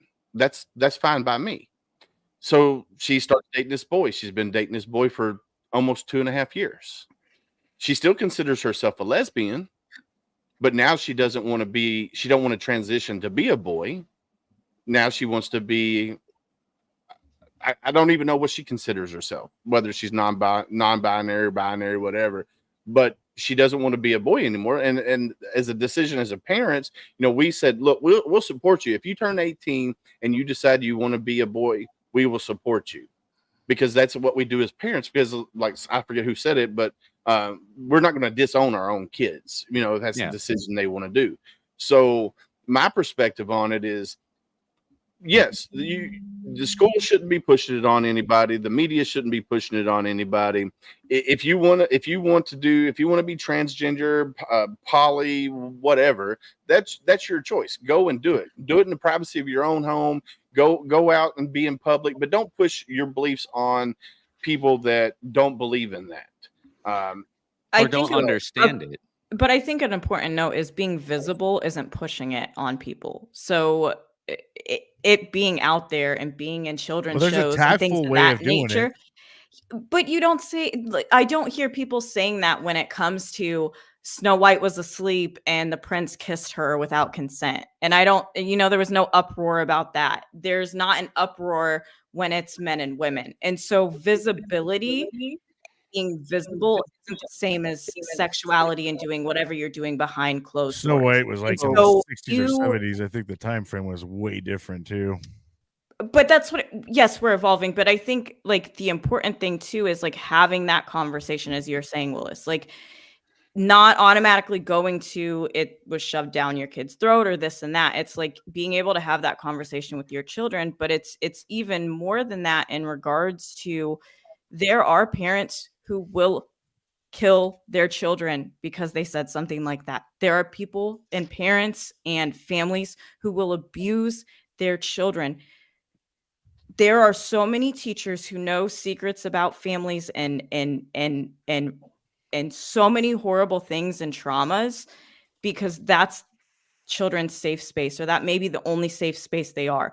And so the reality is, we have to stop thinking that these nuclear families or families in general are the safe space for kids, because the reality is it's not. So many children have been abused physically, mentally, sexually throughout their childhood. And again, especially like my generation and our generation before, and it wasn't talked about and things weren't talked about. And so this, having those conversations with our children and not putting it on anything else other than, okay, you're going through this, well, then let's talk it more.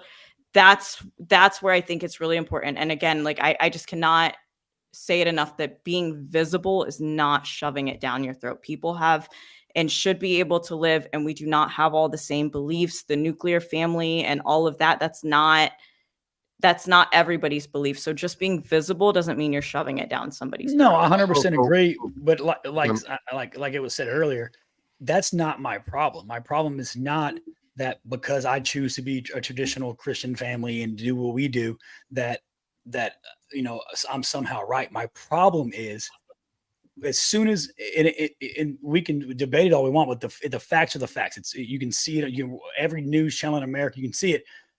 As soon as I tell somebody that I don't believe in something, right, whatever it is, I don't believe in transgender. I just don't. Like, I'm not knocking them. They can do whatever they want. But for me, that ain't something I'm going to jump on the bandwagon and support. It's just not me. It's just not in me. It's just not who I am. And if I tell somebody, well, I believe in the Bible and I believe in a traditional home, my wife decided she wanted to go to work, she can go to work. But if she wants to stay home and take care of this family, that's okay too. But when my values are attacked, almost to the point where now I'm a bigot, or I'm the problem with this country, and you have no idea who the fuck I am. So for you to label me, but visibility is not the problem. The problem is it's overly visible, in my opinion. Right? This is 2024. Gay marriage has been acceptable for quite a few years now, right? It's okay. It is. So why do we have to continue to beat the drum like we're marching on the fucking Roman fucking empire for like we're fighting a war. It's not even a war. They're choosing to make it a war, right? If I say I don't agree with you in your homosexual beliefs, that's your business, and I'm okay with that. And I don't care if you choose that. I really don't.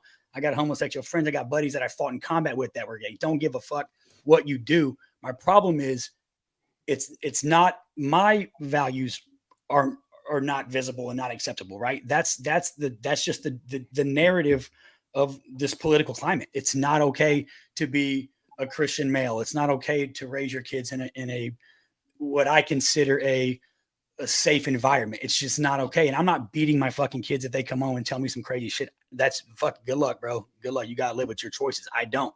But it's not that it's a visibility thing for me. It's that it is every time I turn on the news, every time I turn on a sports event, every time I turn on the fucking Olympics, every time it's so, to me, that hand has been played.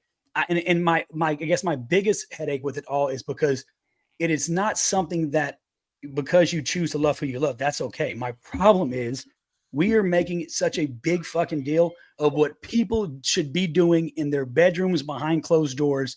It shouldn't matter.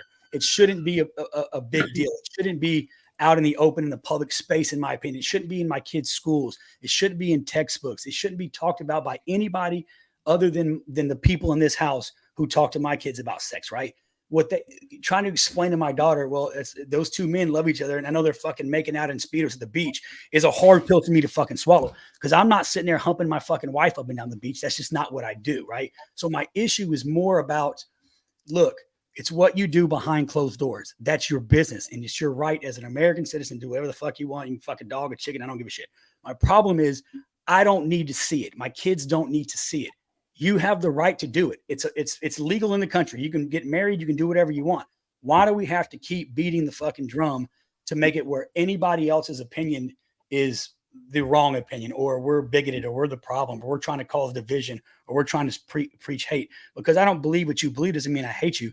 Because you believe what I believe doesn't mean you hate me, right? We can have an honest, open conversation and not fist fight over it or argue over it. I don't call you names. You don't call me names. But my problem is, my children are what matter to me. Everything I'm grown. I can do what I want. Well, my children, their mental health and their safety and their understanding of biblical doctrines, which we teach in this house, and traditional family values, is what we choose to teach. That's what I push on that's what I teach my kids. I don't push on them because my kids are like, I'm not going to church, and that's on you. That's good for you. But until the day they grow up and they move out of this motherfucker, they're gonna be taught and have values that I instill upon them. They don't have to take those tools. Giving them tools. Yeah, the tools that I give them is what I'm going to give them. So I don't hate anybody, but it does bother me that it's not that it's, like you said, it's not a visibility thing. I'm okay with visibility, but I feel like we've had visibility for many years. Like now it's time. Okay, let's get back to reality and normalcy. And normalcy could be homosexuality. And not saying my normal, I'm just saying normalcy, right? It don't have to be all the time. Albert, I think one thing that you could probably, I agree with you on this. I believe that transgender issue is actually being used to divide us as a community, because they're overwhelmingly. It's another divisive measure. Now, if they were to sprinkle a little bit in, look at the population. How many are actually transgender? Okay, so that's what probably the movies should be like. That's what the Netflix shows should be like. But it's overwhelmingly hitting up the other way. And look at what they did with the Olympics. Man, they mocked so many things, the Olympics and stuff. I mean, but here's the thing. Here's the thing, though. Like, everybody has the right to choose what they want to do. Yeah. Or to what I said earlier, it should not be targeting children. But that's the whole thing with me is I feel like a lot of times it's just a double standard. And it really is. I feel like a lot of times, kind of like what I was saying and what Albert was saying, and Chris too, it's one of those things where it's like you choose to raise your family and your children in the household that you believe those values, right? So I believe what I believe, you believe what you believe. I'm choosing to raise my children the way that I. So he's trying. He froze. Yeah. Nope. I mean, hey, one thing Well, is if I may. Oh, there he is. There he is. Oh, go ahead, Yeah, there Travis. he is. Sorry, what you got, Travis? I'm sorry. Oh, no, look, Drew, you want to finish? Oh yeah. So, Oh, there. but the double standard comes from exactly what you're saying, right? Like the visibility thing isn't an issue. It's the overly exposed to the wrong crowd. It those types of things when especially even as like an early teenager, you have these young people who are going through these bodily changes just naturally being their own sex, right? So they're a boy or a girl, they're going through these bodily changes. And am I breaking up real bad? Real bad. Hold on. Echo. I don't know. Chris, mute it real quick. Let me now talk. Can you guys hear me better? It was is echoing on Chris's end, I think. Okay. Oh, But you guys can hear me all right? Yeah. Okay. So the thing that I'm trying to say is like you as a young child going into your teenage years, you're going through these bodily changes just from normal natural puberty, right? So there's already a lot of pressure on these kids as to figuring out their bodies, figuring out things about them. And I mean, my stepdaughter's 15, and when she was 13, she told me that she was gay and she liked girls. She had a girlfriend for like a year. I didn't care. I loved it. Number one, I don't have to worry about you getting pregnant. Sweet. Number two, I respect the decision. If that's who you like, I can't tell you who to like and who not to like, but I'll be damned if you're going to tell me at 13 years old, I want to start medically transitioning to a boy because like somebody said earlier, you're not old enough to join the military. You're not old enough to go buy cigarettes or booze or vapes even now. You're not old enough to do any of that. You shouldn't be old enough to make those kind of decisions. And when you turn 18 and you can make those decisions, hopefully during that time, you have been able to be exposed to enough of the information to be able to make an educated decision that's not going to completely fuck you later on in life, health-wise or mentally. It's 12 years old here in California. They can make decisions. Yeah, I know. And we can't be a part of it. That's why I'm saying that's the double standard, right? Because we're supposed to be so accepting. We're supposed to be so accepting, and we're supposed to be so, open to this idea. And we can be open to the idea. I am open to the idea, but my problem is it needs to be done at a certain age. I don't think that 8-year-olds and 9-year-olds should be exposed to that kind of information. I don't think that anybody before 18 should be exposed to that kind of information. It already gets enough done with it with the social media and in the news and in movies and TV shows and video games now. And, all that kind of stuff, they're going to see it regardless, but you're going through these changes already. And it's just as confusing for a regular person staying the same sex that they are. It's just as confusing for them. So why make it more confusing? And, you hear all these conspiracy theories about like, oh, well, they're doing it to weaken the minds of the people. And, you could dive down a huge rabbit hole down conspiracy theories and see all this different stuff that people are saying. And I don't believe a lot of it, but some of it does make sense. And it's like, I'm not a conspiracy theorist, but shit. I want to mention, I'm not sure if you guys know who Chris Beck is, who transitioned to Kristen Beck. Mm-hmm. He was a Navy SEAL. He went on to a Sean Ryan show and he talked about his transition and he talked about the whole entire process where he was going through his gender dysphoria and he was trying to figure out like who he actually was. But the moment that he thought that, he's like, I feel like I identify as this, he had this glitter effect happen to him. He was a pretty strong guy. He was a Navy chief, and Dude, I just watched that on Sean Ryan show. Yeah, that glitter effect. If it could affect someone like that has that going on, he opens up and he talks about how he was taken advantage of by people that wanted him to change his gender and wanted him to do all this stuff. And it was, this glitter effect is a real thing. And that's the reason why I say keep children out of it. Like, let them, like, if they feel like they want to do that, that's how they are. I get it, but keep them out of it. And that's just my 2 cents, bro. Travis, I know you've been. He made the I wanted to transition hear when what he you was wanted an to say. adult as well. Yeah. And he had that glitter effect. And even the guy that was in the What Is a Woman documentary, there was a guy there was a woman who transitioned to a guy, and he said, it got me at 42. Your kid doesn't stand a fucking chance. And that was his exact words on that documentary. And that's such a scary thing to think about. Like, because I've been, like all of us, raised in that generation where it's like, there's two genders, you don't switch. And the mental illness, it could be considered mental illness, whatever. You could consider it anything. Not saying that I do consider it mental illness. Again, I respect all your decisions for whatever you want to do. You're the one that has to live with the health effects, if there are any. You're the one that has to live with the mental side effects, the mental strains of it, if there are any. Did we lose Theory? We did one before too. Travis has been like so patient, and there's Theory. He's back. Oh, I was like, what? We lost you there for a second. You froze up on us. Oh, my bad. I don't know. I don't know if my voice got lost in anything, but you just froze. You just stopped. There's 27 different versions of the Bible. So long to come on, Morgan. Well, I gave you the hint there, Candace. I like you.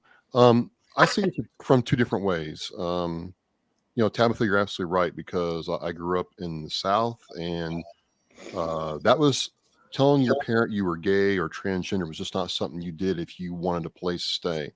I met several kids in Shreveport, New Orleans, who were on their own at a very young age, because even though the parents went to church and yay Jesus and I'm all about Team Jesus, when the child told them that, hit the door.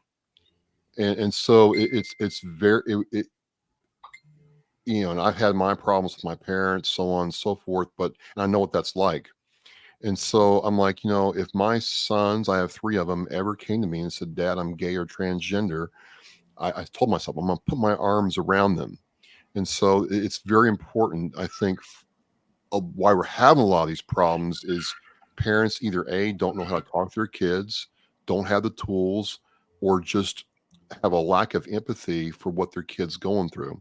Some parents are great with that, but it's a conscious choice. And I think that, the other thing too is I learned that through divorce is that kid is under your parental guidance and authority medically until they're 18. So Johnny or Susie may want whatever, they might say they want whatever, but you're the parent, you're paying the insurance. You can say no.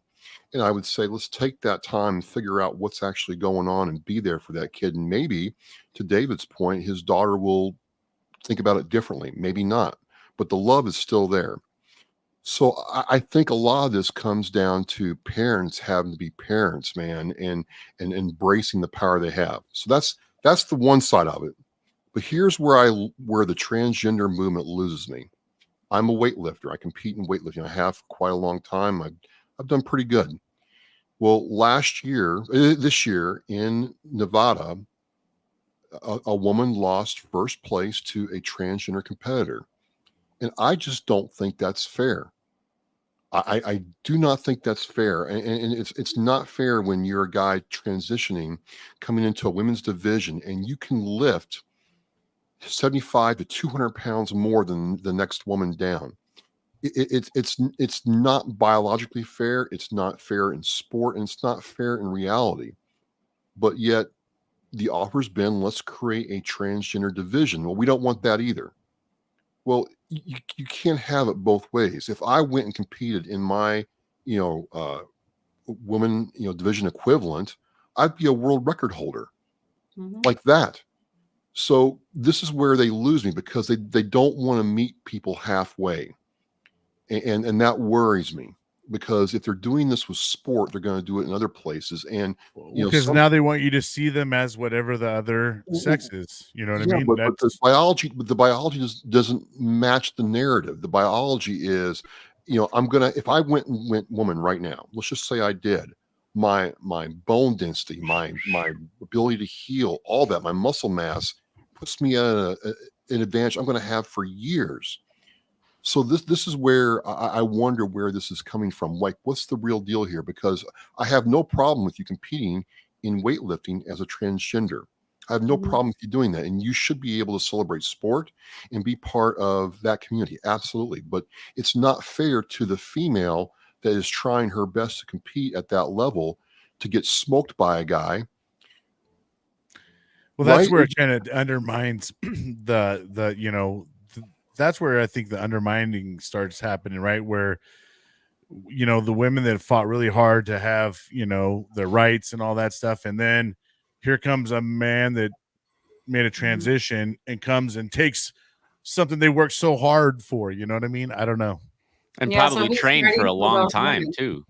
Right. Who's fighting for those women and that woman's rights to have what she fought so long to have? So this for me personally, that's where I'm really on the teeter-totter, because I'm like, hey, I want to, at these kids when they're young and going through these ebb and flows in their life, we want to put our arms around them. Absolutely. We want to be there for them and support them. Absolutely. Any parent that kicks their kid out because they're gay or transgender, to me, is not a parent. Fine. But by the same token, I'm like, you can't sit there and then take all that and then go get your first place medal as if you actually accomplished something. That's where I have the problem. I'm not saying I'm right. I'm not saying I'm wrong. I'm saying that is where I really struggle with this whole conversation. Well, to me, it's also a lack of understanding, kind of like what you're saying, Travis. It's a lack of understanding with why they don't want to meet in the middle, kind of thing, right? But the lack of understanding as well could be on the medical and mental side of it, going, from being a 15-year-old girl or boy saying, I want to transition to the opposite sex. Well, you have a hard enough time, going through life and making decisions because you're not expected to make adult decisions at that age. And to me, switching your gender or switching your sex is an adult decision. I think that is a decision that, if kind of like how David said, when with his 15-year-old, they came to him and said, I want to be a boy. Okay, that's fine. I'll still love you all the same. And I would do the same thing. I don't think it's right at all that some parents will, will shun their child for that. That's not, I don't agree with that at all. I think that's terrible parenting, but I don't think you should expect a child or a teenager before they're considered an adult legally to be able to know all the facts about doing this transition before they actually do know the facts. I think that they should be educated and they should be able to make an adult decision for something that serious, because that's something that's going to last forever, right? It's like a tattoo, but you can get a tattoo removed. Yeah. Well, we've been on this topic for quite a bit here. We can beat it in the ground, and good thing is we can have, all of us can have great conversation about this. But let's change the subject a little bit real quick. So Army's second largest post to have its first female commander. I know this would be good for the ladies out there. So the Army's Home for Intelligence and Cyber Operations will welcome its first female garrison commander in a charge of command ceremony next week. Colonel Yolanda Gore will be the 89th garrison commander for Fort Meade, Maryland, when she takes command for Colonel Michael Sapp on August 6th. I think it's pretty neat, especially for female warriors. I think it's a pretty big milestone. What do you guys think? I think like the goal is to hopefully not have to celebrate these things anymore, right? Like the goal is that like eventually we don't have to like be there, but we're not there yet. But the reality is we're not there yet. So we have to celebrate these things because we're not. And why it's so important is every time I did educators workshop, which is where the Marine Corps would bring educators to Parris Island for a week, I would get these educators, women specifically, who were 30, 40, 50. And they were like, I had no idea that I could have gotten this from the military. I had no idea I could have done this, been in the reserves and still done this. And so I think that's why it's so important, because kids are not being informed about so many things so that they can make those choices. And the military is one of those. Like, how often, like, I don't remember talking to a recruiter in high school. I took the ASVAB. I don't know why I did. I was just in a room, but I never talked to a recruiter. And I was always like, meh. But when I was in, they were actively recruiting for females. Like when my recruiter contacted me, it was a recruiter supplied name of high school graduates. And he was like, you want to come in and talk about the Marine Corps? He had to put in so much work to get me in the Marine Corps. And guess what? I didn't count for his numbers. It's different now. I actually just had a post where like 8 years ago, I guess it's been 8 years. Gosh, now I feel old. But our recruiting station hosted the first female focused recruiting event. Now, it wasn't only for females. It was just female focused. It was volleyball. And you looked at our recruiting numbers and you could see a rise in our recruiting numbers after that. Now, recruiting women is different. It's a longer game. Like women don't just like go in the recruiting office as much as men that just decide like, you know what, I'm just going to join. You know what? That's a great idea. Like you hear a lot of those stories from males, but not women. So I think anytime it's the first, we need to celebrate it. And so that we can get to the point where we don't have to celebrate these things in such an extreme of it is the first female, it is whatever. And I think, I don't know how it is for other branches, but like the Marine Corps tried this one time to make a brochure that said female Marines on it.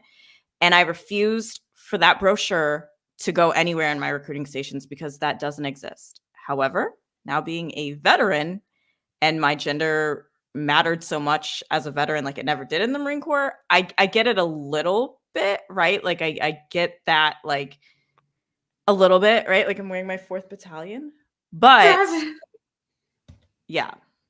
Look, Tabitha, when I was in, it was, you're going to call me WM. I'm not a Marine. I'm a WM. I'm a woman Marine, and don't you forget it. I don't know any woman Marine that would say that because you know where that came from? Walking mattress. No. In our Green Monster in boot camp. Yeah, nowadays that's a cancellation, Travis. Really?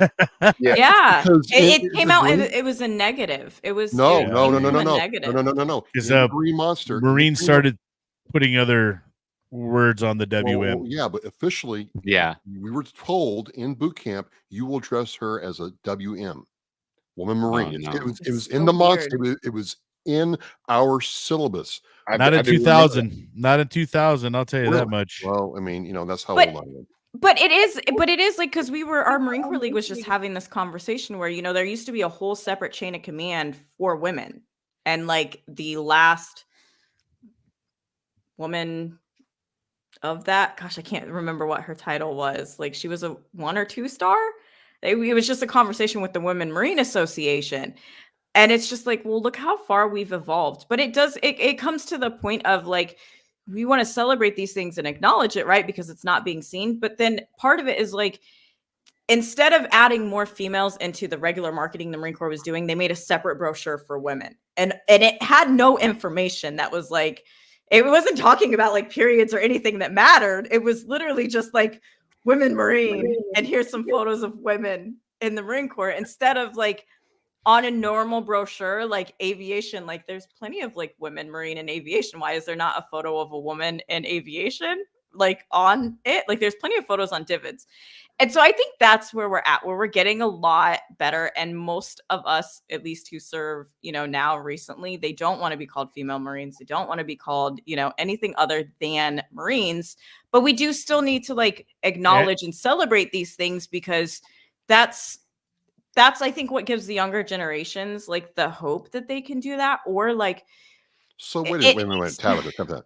Are you saying then there should not be a Women's Veterans Day, or there's that day that where women veterans get honored? No. There is not a Women's Veterans Day federally. Some states have recognized Women's Veterans Recognition Day. But what that is Women's Recognition Day is about the signing of allowing women into the armed services. Women have always served in the military, but not like legally is not the right word. Not like, right. They weren't authorized to serve. Traditionally or what have you.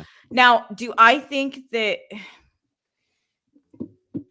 Yes. I personally do not celebrate Women Veterans Recognition Day. However, the reason why I think it was started, you look at Indiana. Indiana, for example, has 33,000 women veterans. Okay. And this is important to know from the VA.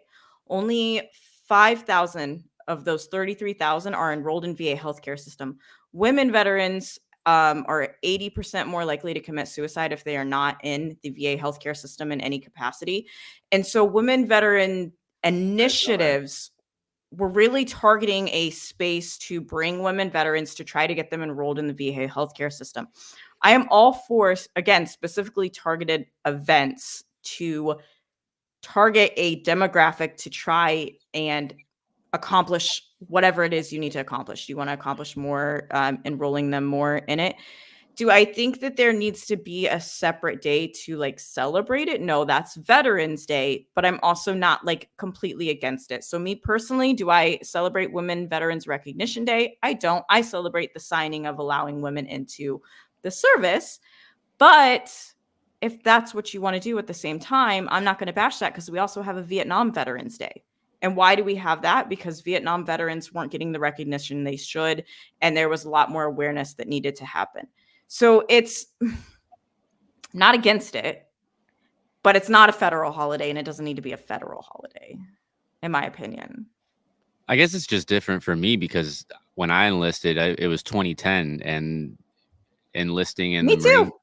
Really? Yeah. So I was in from 2010 to 2015, and when I enlisted, it wasn't surprising at all, because it's like, okay, you have the males that go to MCRD San Diego. You have the females and males. Yeah, that's where I was at. Hollywood Not Marines. anymore. Oh, not anymore. Hollywood not anymore, Marines. man. After 2016, females are now on the West Coast. Really? As well. Yeah. We're fully integrated. Which is super important. Now it's great now that there's no separation there. Yeah, and that I know was that important. males were allowed. Right. Males were in Paris Island when I was in, but females were not in San Diego. So it's Correct. like, okay, so but still, even with that segregation, I still saw like female Marines on the depot in San Diego. So it's like, to me, when I enlisted at that time, it wasn't surprising, nor was it something that I thought any different of. Like, you just, it's like seeing a woman CEO. Like, oh my God, she's a woman and she's a CEO. What? It's like, dude, who cares? Like, she's probably smarter than you, dude. Like, but it was on that. So it's like, I never really experienced anything crazy with women Marines, except like Brian was saying, they did adopt some really nasty words for Marines that were, female. And it's like, okay, calling them Wookiees and this and that. And like, I was part of the JTOTS page, just the tip of the spear. That was a Facebook page. And I don't know if you guys had ever heard it. Yeah, it was terrible. And like the things that they would post about Marines, that male and female, like it didn't matter. It was geared more towards, poking fun at female Marines, but it's like the things that they would say, I'd look at my buddies and I'd be like, dude, like we take poking fun to a whole nother level, I think, in the military world, though. It goes dark as shit. Wasn't well, I know. That was that was just dark. Just disrespect. Yeah. Like, to me, it was just disrespect. Like, there, if Frank's a good guy. If I'm messing around, with my friend who's a female and she's in the Marines and we're in the barracks and we're passing through and we're just talking bullshit and whatever, and we decide to call each other some names, big deal, right? But like, when there's somebody who like and call it being soft, I don't know, maybe. I was raised around all women, so it's like, my mom had 3 sisters, so I was always raised on how to treat a woman, like, and be respectful and all that. So I always am. And the things that I would see, it's like, if you call it soft, that's fine, but like, you don't know that person's mental state. You don't know their at-home life. You don't know if they're going through depression or anxiety or if they're suicidal. But this person this female Marine who's suicidal could be looking on her Facebook page, scrolling through, and she could be part of the just the tip of the spear page and see a picture of her sitting in a box, crossed, and like she fit her whole body in a box. And I remember some Marine said, "Oh, this person's pocket pussy came in." And it's like, what if that girl was like, "That's it, I'm done," and just signed off permanently, right? Like, you'll never know. Like, so that disrespect was there, and I acknowledged that it was there, and I wasn't surprised to see it, but I still did think that it was messed up, right? So with the whole, higher ranking female enlisted, in the armed forces, I think it's great to celebrate that because it wasn't like that before. So when you make these milestones, it's an amazing it's an amazing milestone to reach. So it's like, you want to acknowledge that and recognize that it's there, because that female could have been coming up, especially if they're like generals, they spend 15 plus years in just to get to that rank, and 15 years ago it wasn't the same. Yeah, when they were coming up, up in the help early, change the dynamics and things like that too. Right? Yeah. Like, and I think that's inspire, and there will be a lot of more inspiring as well, right? Like, for the females out there to inspire, like, oh, I want to be her one day, and kind of like going off of what Tabitha was saying too. It's like, you want to get to the point where that's not something that is, it doesn't need to be celebrated anymore, right? Because it should be the norm. So I feel like when you do these little celebrations right now, and you acknowledge it, and you pay homage to that, that is a step in the right direction. Normalizing, to make it so. Starting to normalize it, right? And I think that's what it is. It's normalizing. It's making it. It's breaking its way into normalizing, right? Yeah. Like, let's initiate the normalizing this as Yeah. the new, you know. Just like the integration was so important, because there was a perception for male Marines who didn't see females, there was a perception that like our boot camp was different. And like when I went through in 2010, it was the exact same boot camp. Like, we didn't do anything different besides like we didn't get the same chow. So are female drill instructors in San Diego then too? Yes. Oh shit. Yeah, and they're scary. Full blown, dude. Since 2016, I believe it was the date. When battalion was disbanded. Drill instructors, man. I've heard horror stories about female drill instructors, and it's like, I'm glad that I was in San Diego. Yeah, me too. I mean, because I don't know what I tell you what, some of the most fearing people were the female staff NCOs that would just were no shit about them, right? Even female officers, man. Like a lot of them, like that's the one thing though, is when you saw a lady of rank there, because I think back in the day, a lot of females were for and done, right? And you didn't see a lot of them in the staff NCO area, right? Yeah. So when you did, she was locked and cocked and because she wanted to make a name for herself. And I mean, they always give me a little bit of the shivers, bro. You know what I mean? Lock me the fuck up. It's very intimidating, dude. I've met a couple, like when I was a junior Marine and I was a Lance Corporal, and there was a sergeant who was a female, and she was. That's who I was initiated by. A sergeant of the guard. Marines. It was a sergeant of the guard when I went to school at Camp Johnson. I pulled. I was color guard, and it was a female sergeant. And man, I tell you what, she was the most squared away fucking Marine I had ever seen, and all the way through. I mean. But she had a way to her that just, I mean, you would lock the fuck up. I mean, it's intimidating. She was serious. I mean, yeah. Well, my husband jokes because like the other day, like I'll just like stare at cars or stare at people, and they'll just like fix themselves, and he's just like, "What the hell?" And I married an FMF corpsman, so like it's not like he's Okay, like yeah. surprised by Oh yeah, things. yeah. It doesn't phase him. Devil Doc. Yeah. Devil for Doc, us, yeah. let's You see. know, go ahead. First Slam had like, I think like 2 women per battery. We had H&S battery, then the 4 Hawk batteries, and Charlie battery had 3 WMs. Sorry, that's what we called them. Sorry, old habits. It's in the Green Monster. I can pull it out and show you. Chesty's no, I'm not lying. He knows. So we kind of got the feeling that if you did it right, first of all, they were kind of like the she's no good for you. You take them out on the weekend. Yes. He pulls it out. Oh, anyway. They were very good at target engagement. No problem there. They were also annoying, Tabitha, because they would start acting like your older sister. I don't think you should be seeing her. I think your boots need to be cleaned up. What are you out so late? You should be sleeping. I am like, what in the hell is this? If I wanted my sisters to join the Marine Corps, I would have my recruiters sign them up. What the F is going on here? Oh, good leadership.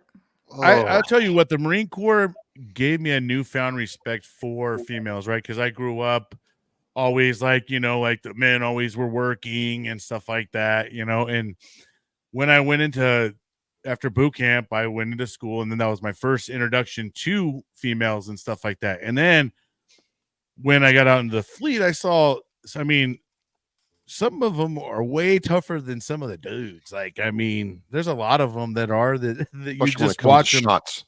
They'll just outperform them, outdo them, and you're just like, I had the utmost respect after leaving the Marine Corps for, females and in general. And I think that helped me be a better dad too, towards my daughter, and help her, be more of a, independent woman. Right. And not have to rely so heavily on a man. So, and I think too, when men, especially like when I was in the Marine Corps, I had so many male leadership that was so great that wasn't weirded out by stuff that you would have thought they were. Like my CO on recruiting duty, I remember it was my second child, and I was like had my pump stuff, and like we only had the one kitchen area at the recruiting station, so I'm cleaning my pump stuff, and he walks up, and I'm instantly like, this is the most awkward day of my life. I don't know what to say right now. And he's just talking to me like normal, like it's nothing. And there's something about that dynamic that I was lucky that I had so many male Marines around me who, would talk about like the birth of their child and things of that nature. And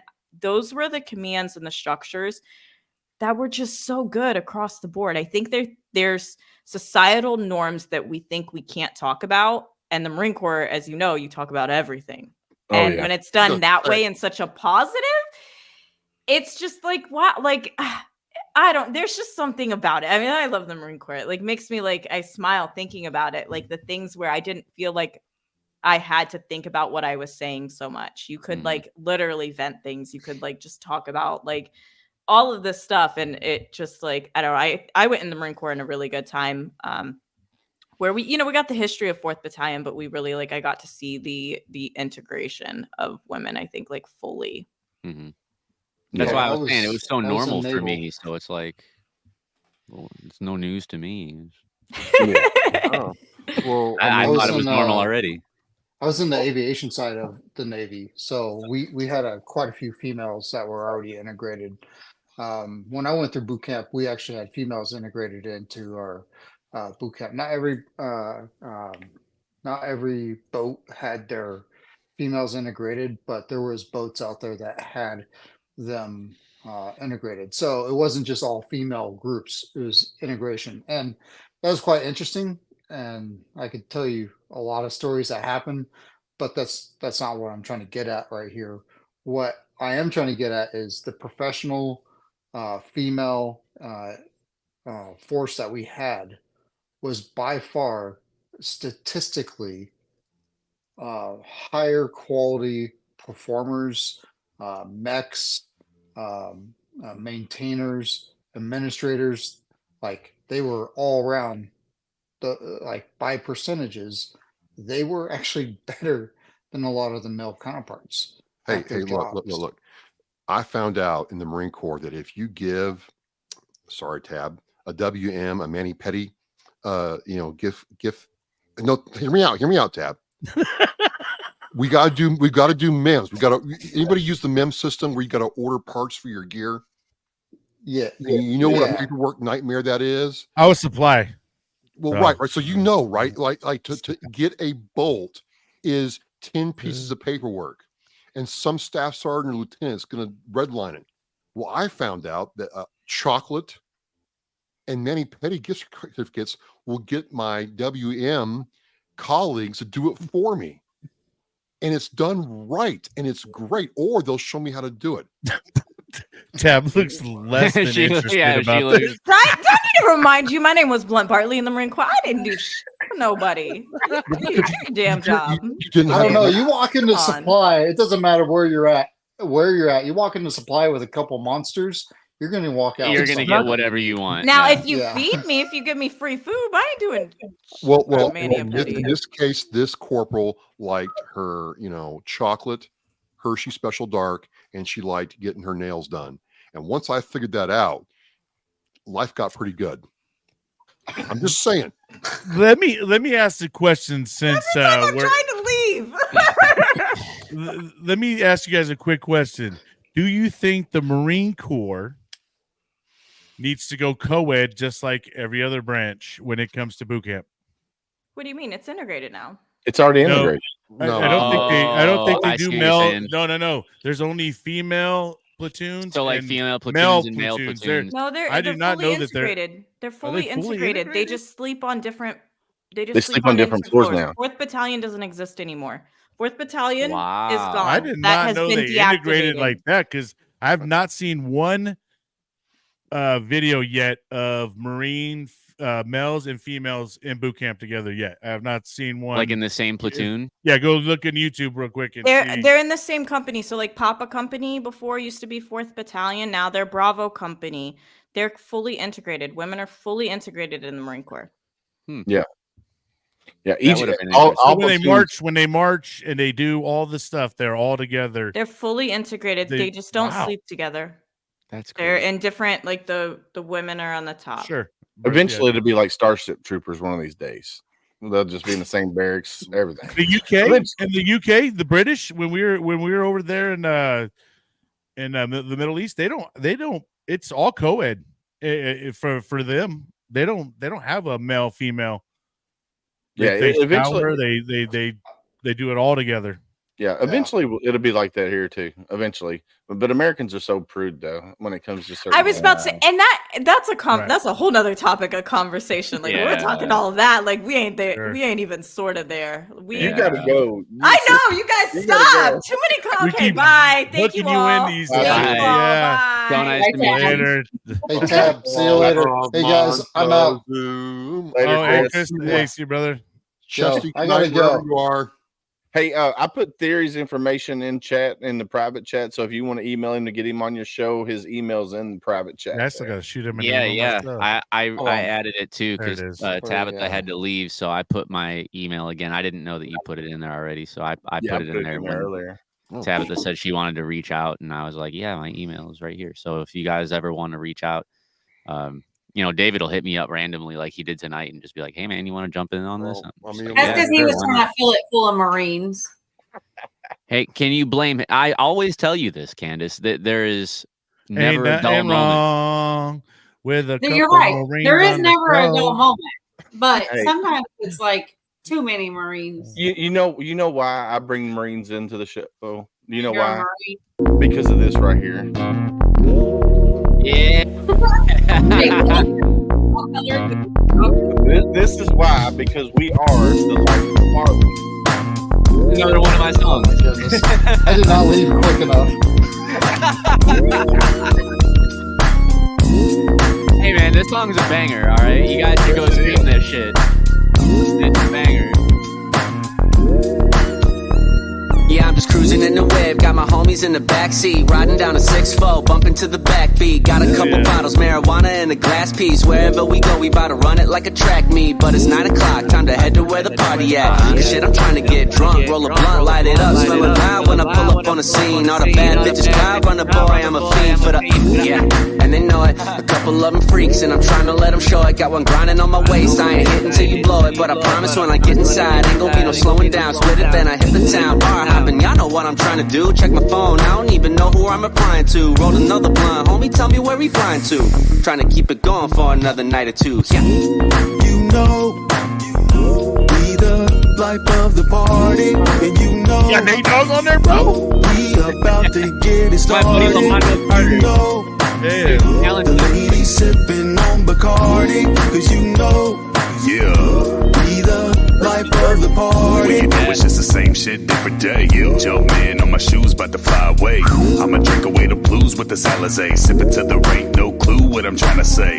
Outside with the team like your boy Hank, and you know we got it lit like propane. From the east side all the way to Spokane. Everybody moving, yeah, we bringing back the Soul Train. Said they wanna catch a vibe, say less. Got the game still tight, yeah, we stay fresh. What they about to do next, but they can't guess. At the bar, and about to blow the whole paycheck. Tell a petty hater stay in their lane. Can't admit they dig the boy, throwing dirt on my name. When I hit a fill a void with impeccable aim, they wanna do it like me, but it just ain't the same. And I ain't gotta explain, cause You know, we the life of the my party, homie. and Oh, you man. know, Lamont Carter had a phenomenal we clip. about to get it started. You know, I sound like an old man. the Who is ladies this? sipping Who is on this? Bacardi, cause you know, Who is what? we the Who is life this? of Like, the who's playing? party. You That was know, Gary. me. That's you, bro? Not singing. Dang, Me man. right now. I was the guy who opened up the song with the rapping, but my like it. buddy Lamont Carter is the guy singing that chorus, and then my boy Berserk is the guy with the real deep voice like this. Yeah, so Travis could totally be a backup for you, Theory. Oh Listen to yeah, that voice. Oh yeah. Listen. yeah. There you go. Hey, let's go. Come in to work together on something. Oh man. I love it, man. I love making Well, music, hey, man. listen, It's you're like it's my so much agent fun. now? All right. Hey, Yes, Theory, Chris, I I shot like you an Theory. email, bro. Hey, everybody else, I went on to your podcast and I gave you guys reviews. So love y'all. Aw. Hey, man. I Yeah, don't say much. we'll be in touch, man. It was nice meeting you. Yeah, Thank nice you very meeting you, much. brother. Later. That's awesome. He's I like, love "Who is networking. this?" Yeah, I thought I even said it. I was like, this is one of my new singles." He was Right, like, I don't think he heard it. No, No, that's I cool. love it. Willis always says that I'm the one like fangirling over you. Hey, it was just perfect I'll take it. timing. I'll take it. I'll take it. I love it, man. I mean, It's- my kids, put it this way. So Theory's coming to the house on August 4th for his podcast episode on Homefront Sit Rep. My kids are stupid excited for him to show up. And then I talked Really? about, oh yeah, dude, they love your music. My kids jam your music. Grace, my oldest, her favorite song is Naughty.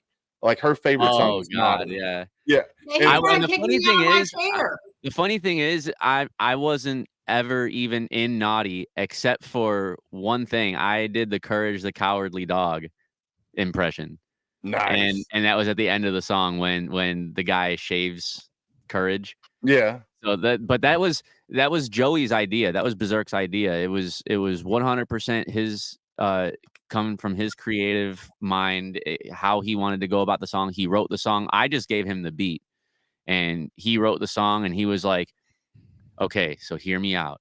And this is after he wrote it. Right? He comes to my house. This is before we were roommates, because we're roommates now. But he comes over and he's like, "Yo, can you record me with something?" And I'm just like, "Yeah, sure, why not?" So we go down to the studio in the basement, and he goes, "So hear me out. This is going to be really, really odd, but I just need you to hit record." And I'm like, "Okay." So I hit record, and he starts doing this, "Hello there, my dear friend. My name is Fred." And all these words that you hear are inside my head. And I'm like, where have I heard that shit before?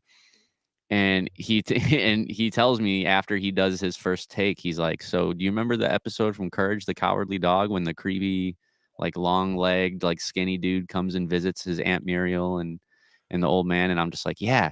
And he's like, "That's who I wrote the song from the perspective of." And I'm like, "You're a fucking genius." That is Like awesome. it made so much sense, and I was like, cool, this is awesome, and I just decided to put it out because it was my beat, and so I was like, I can't just give it to you and have you put it out, so we put it out on my catalog, but yeah, man, it was a funny little song. I just always find it so funny that that's still such a top played song, and I had nothing to do with that except like a and like being courage, sound like a retard. Well, Oh, sorry, you that's also wrote really the beat. not acceptable to You say did the anymore. beat. Sorry. Oh man, cancellation. Look I at know, me. right? I'm gonna get blackballed. I'm sorry. Oh, Wait, But, what did man. he say? Bull Nothing. in a China We're not gonna- cabinet, dude. I'm telling you, we're bulls in China in a yeah, China cabinet, it's dude. just such like I kind of like Tabitha saying, like, I have no filter. I kind of always speak my mind, but I also I feel I like don't know what word we're not allowed to say. the R word The R word. special. Incident. Smashed by a D. Oh. Yeah, we're not gonna say it again. Yeah. No, So, I was just so trying to like, figure out. I didn't need you to say it. I just need to know yeah, what it yeah. was. I just I'm not disrespectful about it though. You know what I mean? Like I'm Yeah. like Bro, it I was don't like know. calling. I mean, we used to use it as the word like dumb or something. I mean, like, or Yeah, just. I like, mean, maybe that wasn't good either. how many times that my drill instructor told I'll just shut that up. to me? I Like, can't be politically correct at all. yeah. My drill instructor told me that I was that so many times, and it's just like Give me some popcorn, please. I've adopted that into my vocabulary, and among other words that are probably not nice to say, but they're just embedded in my brain and part of my language every day now because of the Marine Corps. So That's how we grew yeah. up. It was a different society. yeah, Yeah. nowadays you got to be careful with everything you say. Yeah, nowadays, Everything. I mean, when we were growing up, I'm 46. So when I was growing up, it was, the whole cancel culture was not a thing, Well, Didn't exist, yeah. Even when I got into the Marines in 2004 and trying to go in and go from being in the Marines and then go right into working in a civilian world. Wait, you didn't have a transition readiness seminar? No. Oh, yeah, I did. I had to go I through didn't get transition nothing, man. We readiness went seminar. in and let me tell you, bro. I did okay, but my buddy who like was 6 months after me, I ended up getting him a job at the same place that where I worked. Was that He popcorn? came in hot as hell like a Marine and was just getting in trouble so much, bro. It was so bad. Yeah. I was just like, bro, you can't talk like that here. You can't, yeah. That's what they you told can't us. call him a fucker, Yeah. like to his Yeah. face. Yeah, that's the stuff that they told us about in TRS for our transition readiness seminar. They were like, all right, so and I'll remember this like it was yesterday for the rest of my life. Like I'm sitting in this classroom and the instructor comes in and he's like, all right, I spent 20 years in the Marines. I'm going to prep you throughout the next 5 days on how to be a decent human being now. And like I was like, all right, so I'm interested at this point. So he starts talking to us, and the very first thing that he says, swear to God, I'm not going to say the word again, but you cannot go in to your employer and act the way that you act right now and say this, and he just blurts out like all these awful fucking We words. needed the class. We needed and he I was think like, we you all needed that cannot do class. that in the civilian world. You will get in trouble. You will get fired. You will get blacklisted, and it's just a bad idea. Just I don't watched do it. my dude get blackballed so bad, dude. Like they sent him Yeah. off into like 2 hours away, and I mean they were trying to make him quit. I was like, gosh, damn, bro, shut up. He's like, no, fuck that shit. I was like, Yeah. not the Marine Corps, bro. Like, It's only a 5-day course. Yeah. That's why I'm Oh. saying like it's not For the Marines. greatest, which is well, shit, we didn't even get a 1-day course. We could have used, you can't Did you can't at least push. learn with crowns? No, you can't unlearn how to be an asshole in 5 days in the real world. Like you can't do that. It's to physically go through. I impossible. mean, 4 years is a lot of years to get really. And I did 5. Yeah, I mean, So and it's you like- imagine the guys that did 20 plus, and Yeah, then oh, they yeah. get out, and then they still go try to work. Yeah, And no. they try to be a gunny or something to someone. It's my like, gunny no, had- dog. My Now gunny you're at had the a bottom hard here at time this doing job. that. My gunny had a hard time doing that. He got out after he retired, and he was like, he came in like a month or so after his retirement, and he was like, I'm fucking bored. And I was like, okay, well, go get a fucking job or something. So he goes to get a job, and he comes back like 2 weeks later, and he was like, I got a job at Advanced Auto Parts. And I'm just like, oh, sweet, cool. And he's like, I'm supervisor doing this, that, and the other. Immediately, within days, comes back on base, back into our mobile facility, because I was in aviation for the Marines. I was in production control. So he comes into the PC van and he goes, yeah, I quit. And I was like, why did you quit? And he was like, well, apparently it's frowned upon to cuss out my employees when they mess up. And I was like, I mean, yeah, you can't do that. Like, not They in the got real world, HR. man. They got HR in the real world, Yeah, bro. they Like, got, there was no human resources. You say anything to anybody the wrong way, all they got to do is go to their supervisor or go to HR and be like, I didn't like his tone of voice. And then you're in HR's office getting a talking to. But in the Marine Corps, it's like, I go to my captain, my OIC, and I'm like, hey, I don't like how Gunny just yelled at me. Suck it the fuck up. Yep. Go away. Change your Get out of my socks. Try to face. lock Yeah. up your first civilian. You know what I mean? Try to lock him up. Like, what the fuck are you thinking? Like, Yeah. Yeah, but Oh, dude, I use knife hands with my daughters like it's going out of style. And I don't. And I did what's- last night to my what's son. sad And about it is he I don't was- even fucking realize that I'm doing it. Right. It's so sad. Like, I do it, and I'm just I find like sometimes I'll see myself and I'll see my hand like this, and I'll be like, oh no.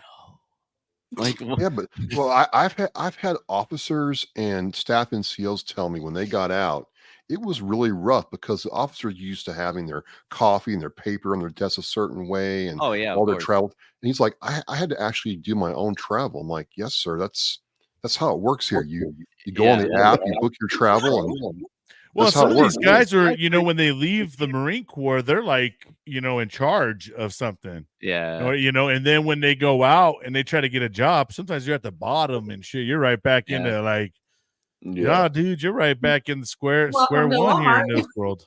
Yeah. Yeah. I mean, I even had that difficulty for a little bit when I first got out too, because it was like, I was production control for our whole avionics division. So it's like I was one of the people in charge of our entire division. So all the work centers that were in avionics, whenever supply would bring over, gear from the birds that need to be fixed so the pilots could do these test flights, it's like they brought them to PC. I inducted the maintenance action form, and then call the work center and be like, hey man, come get your shit. Well, we were about to leave for the day, man. We were about to leave. I don't care. Come get your shit. Click. I say that now. I'm in trouble immediately. So I had that trouble too, because I'm so used to being in a position that I can do that kind of stuff. And it's like when you get out and like I said, 5 days of transitioning from military to civilian, it's Dude, so much more so difficult. I'm glad you said gear, right? Because I was supply. So when I got out of the Marine Corps and then I went to work at this place called Northrop Grumman. It's aerospace, and I went in there calling everything gear, right? Yeah. Like referencing, and then these fools are like, "What the fuck is gear? Yeah. These are parts." Yeah. And I'm just like, "Oh, and I kept referencing for gear for a while, man. Yeah. I was just so used to it, and everybody would just look at me like, the hell are you gear? talking about? Yeah, we're working in avionics and stuff. They're like thinking gears and stuff. I'm like, Yeah. never mind. I mean, we had gear, like the generators, and like when I was my original MOS going into avionics was 6483, which is an electronic countermeasures technician. So I worked on missile detection radar systems, heads up displays, PRQ7 radios, all that stuff that went on the birds. And after a while of doing that, like, we got the ALQ 144. I don't know if you know what that is, but it was like a big disco ball looking thing that was in a cylindrical shape, and it had like 54 glass window panes on it, and there was a little thing that called the source that spun on the inside, and it let out infrared light to deter missiles.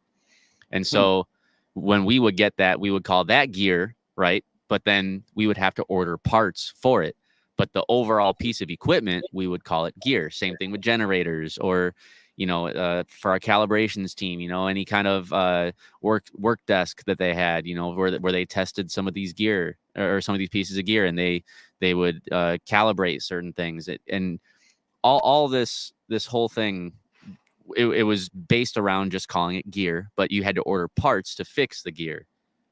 So it's like, but I also didn't go into an avionics job after I got out of the Marines. Like, I worked at a vape shop the day I got my DD214, because it was the first, the owner of the bar was like, he had a vape shop inside the bar, and it was a music hall. So there was like all sorts of awesome bands that went through there. Like, I met Scott Stapp from Creed.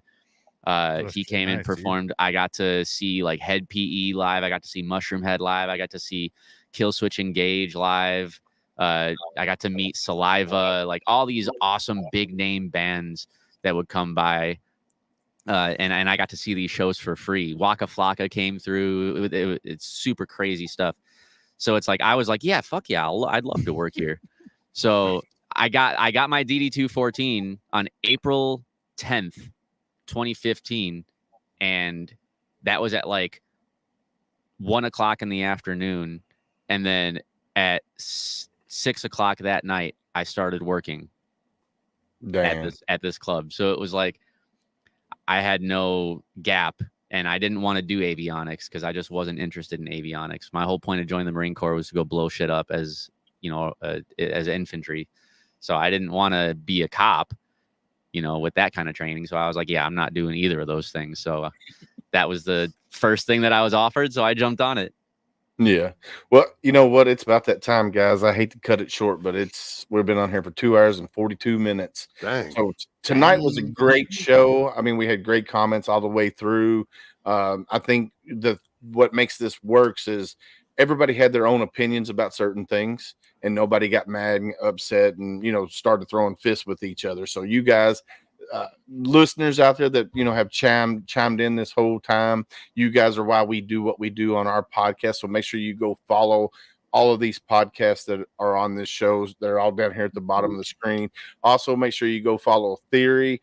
You can find him on Facebook, all your streaming platforms. You can find him on YouTube as well. I put the links up in chat earlier there.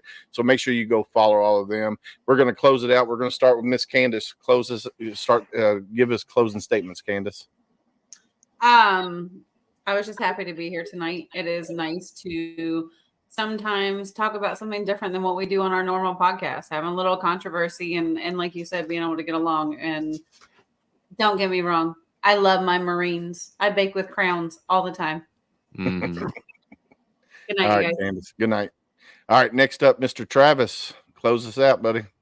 Hey, this is Travis. Just think about what you saw here tonight and realize it can happen anywhere. And this is truly the veteran experience. So we can come, squabble, fight, kick rocks, and then hug and have a good time. Good night. Awesome. Brian, you're up, sir. All right. Well, thank you so much for having me on, brother. And how I always tell everybody, don't let the day kick your ass. Make sure you're out there kicking it. All right, you are up, Mr. Theory. Yeah. Well, like Brian was saying, thank you for having me. Make sure y'all go follow me on any social media platforms. So Facebook, Instagram, YouTube, TikTok. I'm all over the place. I got a lot of new music coming out. I love coming and talking about vets and just kind of reminiscing on the good old days. So it's always a good time. So thank you again for having me. Hey, no problem. Thanks for coming. All right, it's up to me to close this out, guys. This was Tip of the Spear Veterans Roundtable, July 31st.